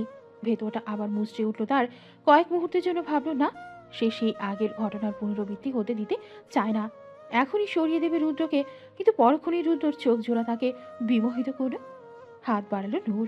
অনুমতি পেয়ে রুদ্রর আগলে নিল তার নূর পাখিকে, রাঙিয়ে দিল ভালোবাসার রঙে।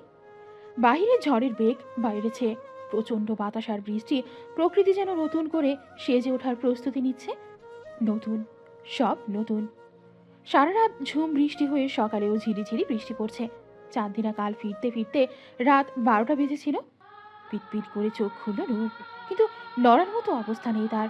দুই বাপ বেটা ঝাপটে ধরে আছে। এখনই বাপ বেটায় ওকে নিয়ে যে টানা হেঁচড়া করে, নূরের তো চিন্তা হয় কয়দিন পর রুদ্র যখন আরেকটু বড় হবে তখন দুই বাপ বেটা মিলে ঝগড়া লাগাবে। একজন বলবে আমার বউ, আরেকজন বলবে আমার মাম্মা। মেকি রাগ দেখিয়ে নূর উঠতে গেলে রুদ্র ওকে আরও জোরে চেপে ধরে। ঘুম ঘুম কণ্ঠে বলে, ঘুমাও তো, এত নড়ছো কেন? বলে আবার ঘুমের দেশে পাড়ি দিল। নূর এবার রাগ দেখিয়ে ঠেলতে শুরু করলো, বলল, আর ছাড়ো তো, আপুর গায়ে হলুদ আজকে, কত কিছু বাকি প্রিপারেশনের। রুদ্র এবার চোখ পিট পিট করে খুলে বলল, আমি তো জানতাম গায়ে হলুদ সন্ধ্যার পরে। তোমরা যে ভোর 5টায় টাইম চেঞ্জ করে প্রোগ্রাম রেখেছো তা তো জানতাম না। রুদ্রের টিটকারিতে নাক ফুলালো নূর, বলল, সরো অসভ্য পুরুষ। বলে সুরসুর করে উঠে গেল। রুদ্র বিছানাতে শুয়ে শুয়েই হাসল। তারপর ঘুমন্ত রৌদ্রের কাছে গেল, উপর হয়ে রৌদ্রের কপালে গালে শরীরে ধীরে ধীরে চুমু বসালো। ফিসফিসিয়ে বলল, আমার রোদ বাচ্চা, বাবার কলিজা, বাবার জান, বাবা বেস্ট, বাবা হব জান। বাথরুমের দরজায় দাঁড়িয়ে বাবা ছেলের এই সুন্দর দৃশ্য চোখ এড়ালো না নূরে। মনে মনে ভাবল, মাঝে মাঝে সম্পর্কে দ্বিতীয় সুযোগ দেওয়া সুন্দর, ভালোবাসার মানুষটাকে দ্বিতীয় সুযোগ দেওয়া সুন্দর। না, ভয়ঙ্কর সুন্দর। স্টেজে বসেছে চাঁদনি। ছেলের বাসা থেকে এখনো হলুদ আসেনি, তাই মেহেদির প্রোগ্রাম শুরু হয়েছে। দুপাশে দুজন মেহেদি আর্টিস্ট বসেছে, তার হাত ভর্তি করে মেহেদি দিয়ে দিচ্ছে তারা। কিছুক্ষণ পরেই সবার দৌড়াদৌড়ি শুরু হলো। ছেলেপক্ষ হলুদ নিয়ে এসেছে বলে কথা, সবাই ব্যস্ত হলো আপ্যায়নে। ছেলেপক্ষের সবার সামনে নূর, হাতে হলুদের বাটি তার। নূর আগেই বলে দিয়েছে যে সে ছেলেপক্ষের হয়ে সব অনুষ্ঠানে যোগ দিবে। নূরকে দেখে হাসলো চাঁদনি, কিন্তু পরক্ষণেই সে হাসি মিলিয়ে গেল পাশের মানুষটিকে দেখে। মনে পড়ল সেদিনের তিক্ত স্মৃতি, তার তিক্ত অতীত। নূর হয়তোবা বুঝলো হলুদের বাটি শাশুড়ির হাতে দিয়ে দ্রুত আসলো চাঁদনির কাছে। ওর হাত চেপে ধরে বলল, আপু রাগ করিও না, তানিয়া জেদ করছিল ও আসবে, আর আমিও নিজেও লাইফে মুভ অন করছে, সবার কাছে ক্ষমাও চেয়েছে। চাঁদনি মাথা আলতো হেসে বলল, সমস্যা নেই ভাবি, আমি ফেস করতে পারবো। দূরে রৌদ্রকে করে নিয়ে দাঁড়িয়ে রুদ্র দেখছে এদের কাহিনী। সে নিজেও বিরক্ত হলো নূর আর আহনাফের প্রতি। এত শুভ্র একটা দিনে তানিয়াকে আনলো। তবে রুদ্র এবার ভুলেও এসব পারিবারিক ঝামেলায় আর নূরকে দোষারোপ করবে না, ভুলেও না। সে চায়ও না এসব বিষয় নিয়ে নূরের ওপর বিনা কারণে রাগ ঝেড়ে নিজের বউ বাচ্চাকে, নিজের ছোট্ট সংসারটাকে আবার হারাতে। তাই রাগ ঝাড়তে কল দিল আহনাফকে। চাঁদনি আর নূরের কথার মাঝে ওখানে আসলো তানিয়া। এসে চাঁদনির পাশে বসলো সোজা। তারপর নূরকে উদ্দেশ্য করে বলল, নূর, একটু যা তো, আমাদের কথা আছে, আর মেহেন্দি আর্টিস্টদেরও একটু রেস্ট নিতে দে। নূর তানিয়ার কথা শুনে চেতে গেল, বলল, তানিয়া আপি বলেছিল তুমি বাড়াবাড়ি করবে না। অলরেডি তোমাদের জন্য আমরা চারজন অনেক সাফার করেছি। দয়া করে আমাদের লাইফে আর অশান্তি করো না। এসেছো, খাবার দাবার খাও, তারপর চলে যাও। তানিয়ার মুখ মলিন হলো, না পেরে এবার চাঁদনিকে বলল, চাঁদনি প্লিজ একটু সময় দে, বিশ্বাস কর আর অশান্তি করতে আসিনি।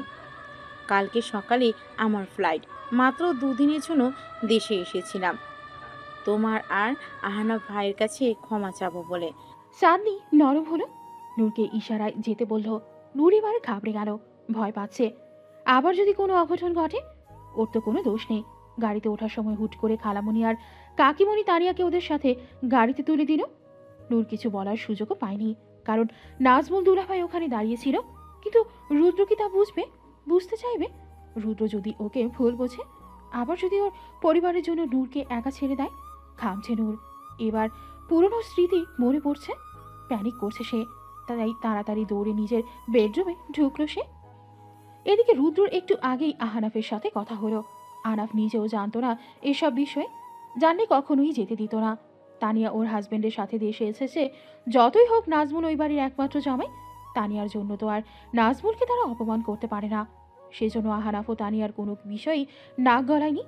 রুদ্রও বুঝল, কিন্তু হুট করে নূরকে রুমে দৌড়ে যেতে দেখে চমকালো সেও নূরের পিছু পিছু গেল। রুমে ঢুকতেই রুদ্র দেখে দেয়ালের এক কোণে বসে নূর ফোপাচ্ছে। চোখ মুখ ভয়ঙ্করভাবে লাল হয়ে আছে, বারবার ফোপাতে ফোপাতে নিজের হাত কামড়াচ্ছে নূর। রুদ্র এগিয়ে গেল সেদিকে, আগলে বুকে টেনে নিতে চাইল নূরকে, কিন্তু নূর ধাক্কা মারে সরিয়ে দিল তাকে। হুশ হারিয়েছে নূর, ভয়ঙ্করভাবে মুখ খারাপ করে গালি দিল রুদ্রকে, বলল, জানোয়ার, কুত্তার বাচ্চা, আবারও দোষ দিতে আসছিস না তুই? আবারও আমাকে কষ্ট দিতে চাচ্ছিস, তাই না? কি বলবি? আমি তানিয়াকে ইচ্ছে করে আনছি তোর বোনের জীবনে, তোর বোনের কষ্ট দিতে? হ্যাঁ, যা আনছি, কি করবি কর। মা, তোকে আর ভয় পাই না। না, আমি, তুই আমাকে ছেড়ে দিলেও আমি কষ্ট পাবো না। যা, তুই যা, সর এখান থেকে, না হলে তোকে আর তোর পুরো পরিবারকে খুন করব। রুদ্র সুবোধ বালকের নাই শূন্য সব বুঝলো, আবার এগিয়ে গেল তার স্ত্রীর পানে, জোর করে টেনে বুকে নিল। নূর ভয়ঙ্কর আচরণ করছে, বারবার কিল ঘুষি দিচ্ছে রুদ্রর বুকে, জোরে জোরে কামড় দিচ্ছে, কামড়ে রক্ত বের হয়ে গেছে। তবুও রুদ্র নির্বিকার, চুপচাপ সহ্য করলো প্রাণপ্রিয়ার দেয়া ব্যথা। একটু পর শান্ত হলো নূর, তবে কেঁদে দিল এবার। রুদ্র আরো শক্ত করে বুকে জড়িয়ে রাখলো নূরকে, তারপর ধীরে বলল, নূর পাখি, এবার যাই হোক না কেন, যেটাই হোক না কেন, আমাদের এই ছোট্ট সংসারটাকে আমি কোনোদিন আর ভাঙতে দিব না। শেষ নিঃশ্বাস পর্যন্ত আগলে রাখবো জান। ভয় পেও না। তানিয়া কিছু করলে সেটা তানিয়ার দোষ জান, তোমার না। তুমি তো আমার জান পাখি, আর ওই ভুল করবো না জান। ভয় পেও না প্লিজ, আমি আছি তো জান। নিজের শেষ নিঃশ্বাস পর্যন্ত এভাবেই থাকবো তোমার পাশে সোনা। নূরের অশান্ত মন শান্ত হলো, পচা পচা কথা বলায় অনুতপ্ত হলো সে, মাথা তুলে বলল। রুদ্র হাসল, তারপর নূরের ফোলা ফোলা গাড়ে টপাটপ চুমু খেলো, হেসে দিল নূর।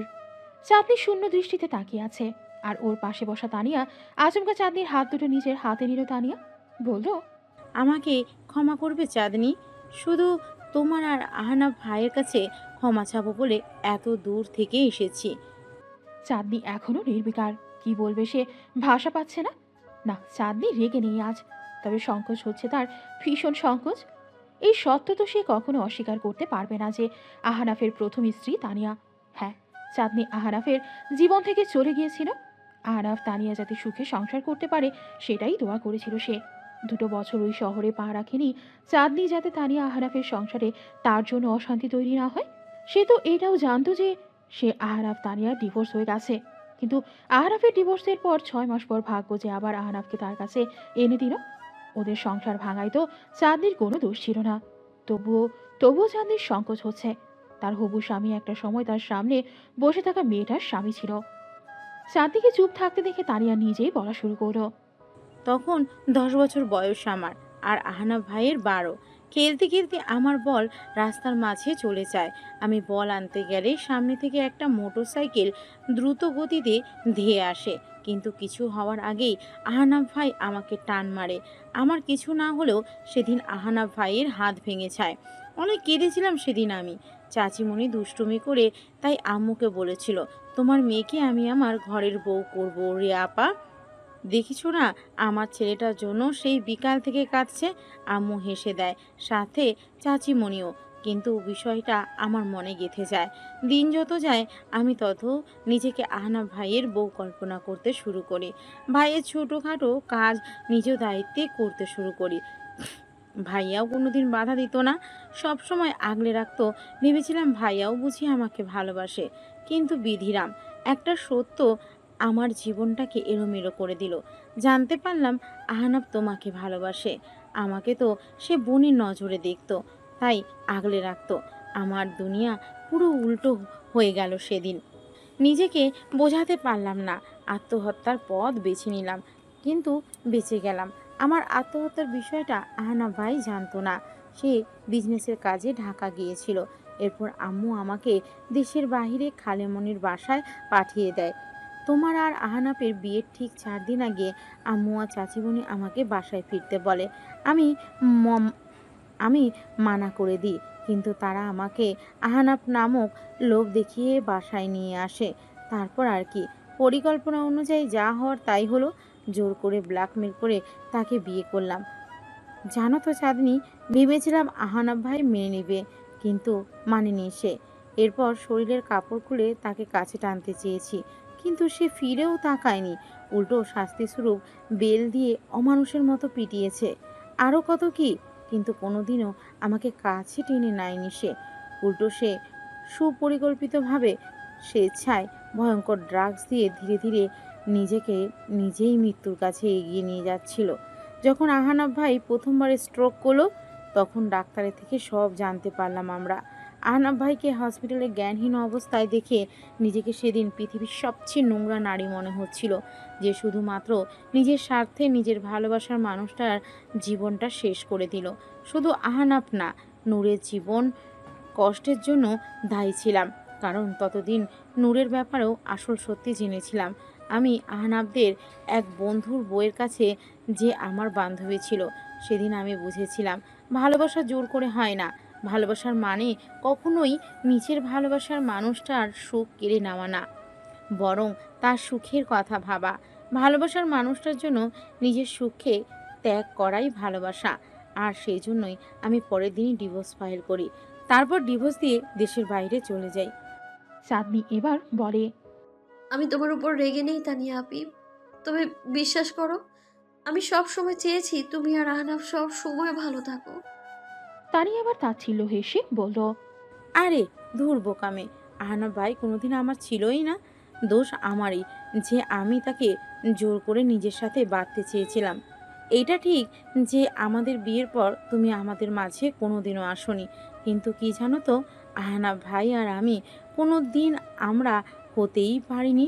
সেতেও শুরু থেকেই তোমারই ছিল, যার জন্য সে স্বেচ্ছায় জীবন ত্যাগেরও প্রস্তুতি নিচ্ছিল। চাঁদনি চুপ করে তানিয়ার কথা শুনছে। তানিয়া আবারও বলা শুরু করলো, ডিভোর্স দিয়ে অস্ট্রেলিয়ায় খালামণির বাসায় চলে গেলাম আমি। প্রচণ্ড পরিমাণে ডিপ্রেশনে ছিলাম নিজের কৃতকর্মের জন্য। প্রতিটা মুহূর্ত আল্লাহর দোয়া করতাম যাতে আহনাফ ভাই সুস্থ হয়ে যায় আর তোমাকে খুঁজে পায়। দেশে থাকতে লাস্ট 4 মাস আমিও অবশ্য তোমাকে পাগলের মতো খুঁজেছিলাম, যাতে আহনাফ ভাইয়ের কাছে তোমাকে ফিরিয়ে দিতে পারি, যাতে একটু হলেও পাপ মুক্ত হতে পারি, কিন্তু খুঁজে পাইনি তোমাকে। খালামণি আমার এই অবস্থা দেখে আমাকে ওখানে পাশেই বাচ্চাদের ডে কেয়ার সেন্টার স্কুলে নিয়ে চাকরি নিয়ে দেন। এত এত ইনোসেন্ট বাচ্চাদের মাঝে আমিও ধীরে ধীরে নিজেকে সামলাই। তবে তোমার আর আহনাফের জন্য প্রতি রাতে দোয়া ঠিকই করতাম। ওই ডে কেয়ার সেন্টারে নাজমুলের সাথে আমার পরিচয় হলো। ভদ্রলোক আমার চেয়ে 12 বছরের বড়। কার অ্যাক্সিডেন্টে তার স্ত্রী মারা গেছে 5 বছর আগে। ওনার স্ত্রীর আগের ঘরের সন্তান ছিল জেনিফ। জেনিফ স্পেশাল চাইল্ড ছিল। আর নাজমুলের বাসায় আর কেউ না থাকায় প্রতিদিন অফিস যাওয়ার সময় জেনিফকে সে আমাদের ডে কেয়ারে রেখে যেত। ওখানেই পরিচয় ওর সাথে, পরিচয় থেকে প্রেম, আর প্রেম থেকে প্রণয়। জানো তো চাঁদনি, আমি এখন অনেক অনেক হ্যাপি। কারণ কি জানো, আমি নাজমুলকে যতটা ভালোবাসি তার থেকেও হাজার গুণে বেশি সে আমাকে ভালোবাসে। আর আমাদের ভালোবাসার চিহ্ন কিছুদিন পরেই এই পৃথিবীতে আসবে। বলেই চাঁদনির হাতটা টেনে নিজের পেটে রাখলো তানিয়া। বলল, আমার সোনাটার জন্য একটু দোয়া করে দাও না গো। আর ওর এই পাপী মাটাকেও ক্ষমা করো। আবেগে হুঁশ হারিয়েছিলাম, পাপ করেছি, এখনো অনুশোচনায় গুমড়ে মরি। লাল টুকটুকে শাড়িতে সেজেছে চাঁদনি, মাথার ঘোমটা টানা তাকে বসিয়ে রাখা হয়েছে। ঠিক তার সামনেই বসেছে সাদা পাঞ্জাবি পরা আহনাফ। মুখে তার হাসি, সবার মুখে হাসি, তবে মাঝে তাদের মসৃণ কাপড় আর ফুল দিয়ে তৈরি বিশেষ পর্দা। চাঁদনি মাথা নিচু করে ধীর কণ্ঠে বলল। কবুল। আহনাফও উচ্চ স্বরে বলল, কবুল কবুল কবুল। বিয়ে পড়ানো শেষে সবার সামনে উঠে গিয়ে চাঁদনির ঘোমটা আলতো করে উঠিয়ে কপালে উষ্ঠ ঠেকিয়ে কেঁদে দিল আহনাফ। চাঁদনিও যেন আর নিজেকে স্থির রাখতে পারল না, উচ্চস্বরে কেঁদে দিল সে। তবে এই কান্নার সুখের, এই কান্না অপেক্ষার অবসানের। অপেক্ষা পুরো 10টা বছরের অপেক্ষা। রাত প্রায় 1টা বাজে, আহনাফ এখনো লাপাত্তা। এদিকে বিছানায় বসে ঘুমে টুলছে চাঁদনি, রাগে গা কাঁপছে ওর। কি ভরা পূর্ণিমা আজ, এজন্যই আজকের দিনে বিয়ের ডেট নিয়েছিল সে। ভেবেছিল একসাথে দুজনে বসে জ্যোৎস্না বিলাস করবে, কিন্তু হলো আর কই, জনাব যে এখনো লাপাত্তা। রাগে বিয়ের পোশাক পরিয়ে ঘুমিয়ে পড়ল সে। 30 মিনিট পর পাক্কা 10,000 টাকা পকেট থেকে বিসর্জন দিয়ে ঘরে ঢুকলো আহনাফ। চোখ গেল বিছানায় ঘুমিয়ে থাকা লাল পরিটার দিকে। এটা সেই পরি যাকে কাছে পাওয়ার জন্য 10টি বছর অপেক্ষা করেছে, যার জন্য সে স্বেচ্ছায় মৃত্যুকে গ্রহণ করতেও রাজি হয়ে গিয়েছিল। আজ সেই পরিটি তার স্ত্রী রূপে তার ঘরে, তার বিছানায় ছোট্ট বিড়াল ছানার ন্যায় ঘুমিয়ে আছে। আহনাফ ঘড়ি দেখলো, 1টা 30 বাজে। জানে মেয়েটা অনেক ক্লান্ত, সারাদিন অনেক ধকল গিয়েছে তার উপর দিয়ে, মানসিকভাবেও বিপর্যস্ত। কিন্তু এখন আহনাফ মোটেও মানবিক আচরণ দেখাতে রাজি না।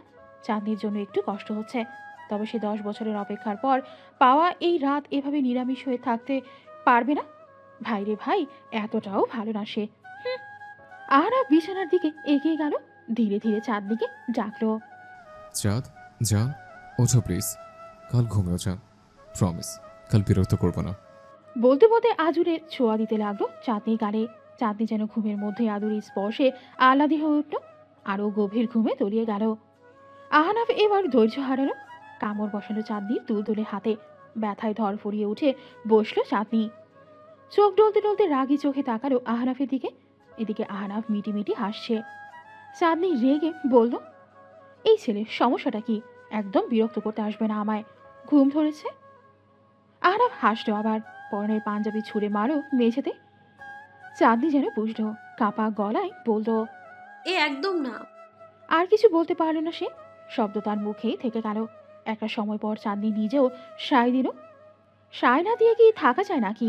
এত বছরের অপেক্ষা, এত বছরের ভালোবাসা আঁকড়ে ধরল তার আহনাফকে। হ্যাঁ, তার, শুধুই তার। মোমবাতিগুলো প্রায় নিভু নিভু, কিছু তো নিভেও গেছে। অন্ধকারের মাঝেই জানালার পাতলা পর্দা ভেদ করে বাহিরের ল্যাম্পপোস্টের আলো বিছানায় পড়ছে, আর সে আলোয় দুজন তৃষ্ণার্থ জুটি নিজেদের ভালোবাসাকে পূর্ণতা দিচ্ছে। 9 মাস পর নিজের 7 মাসের উঁচু পেট নিয়ে বসে বসে আচার খাচ্ছে চাঁদনি। এই তো আর কয়টা মাস পর তার পুচকো সোনা আসবে পৃথিবীতে। আহনাফ আর তার সংসার পূর্ণতা পাবে। চাঁদনি এখন ওর শ্বশুর বাড়িতেই থাকে, বিয়ের পরেই ঢাকা ছেড়েছে। রুদ্র আর নূর এখন কানাডায়। অবশ্য নূরের বাবা মা, চাঁদনির বাবা মা উভয়ই কানাডায় ওদের সাথেই শিফট করেছে। চাঁদনিও চেয়েছিল যেতে, কিন্তু আহনাফ রাজি না। তাই আর চাঁদনিও এসব নিয়ে বাড়াবাড়ি করেনি। ভাবনার মাঝে হুট করে চাঁদনির পেটে চুমুর ঝড় উঠল। চাঁদনি বুঝলো তার পাগলা পুরুষ এসেছে। এত এখন নিত্যদিনের ঘটনা। পাগলটা সেদিন থেকে শুনেছে যে তার বাবু আসবে, সেদিন থেকেই চাঁদনির পেটে প্রতিনিয়তই চুমুর ঝড় ওঠে। হাত বাড়িয়ে পাগলটার চুলে বিলি করে দিতে লাগলো চাঁদ। আহনাফ এবার আলতো করে চাঁদনির গালে কপালে চুমু দিল, বলল, ভালোবাসি চাঁদ। চাঁদনি আহনাফের হাতটা নিয়ে গালে রাখলো, হেসে বলল, ভালোবাসি পুচকুর পাপা। হাসলো দুজনে। অবশেষে যে তারা এক হলো, পূর্ণতা পেল। 7 মাসের পেট নিয়ে সিরিয়াল দেখায় ব্যস্ত নূর আর ওর শাশুড়ি মা। এদিকে রুদ্র বিরক্ত, সেই কখন অফিস থেকে ফিরেছে, কিন্তু বউ ব্যস্ত সিরিয়াল দেখায়, রৌদ্র ব্যস্ত দাদুর সাথে খেলা করতে। কাকতালীয়ভাবে নূর আর চাঁদনির প্রেগনেন্সির টাইম একই, ডেট 6-7 দিন আগ পিছ হতে পারে, এই আর কি।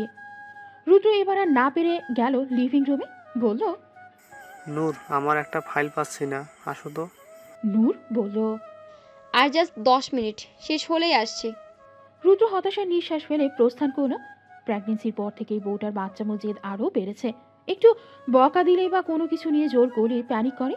আবার প্রেগনেন্সিতেও এবার বেশি কিছু জটিলতা আছে, যার কারণে নূর তার মেন্টাল ডিসঅর্ডারের জন্য সেসব মেডিসিন নিত, সেগুলো আপাতত অফ রেখেছে।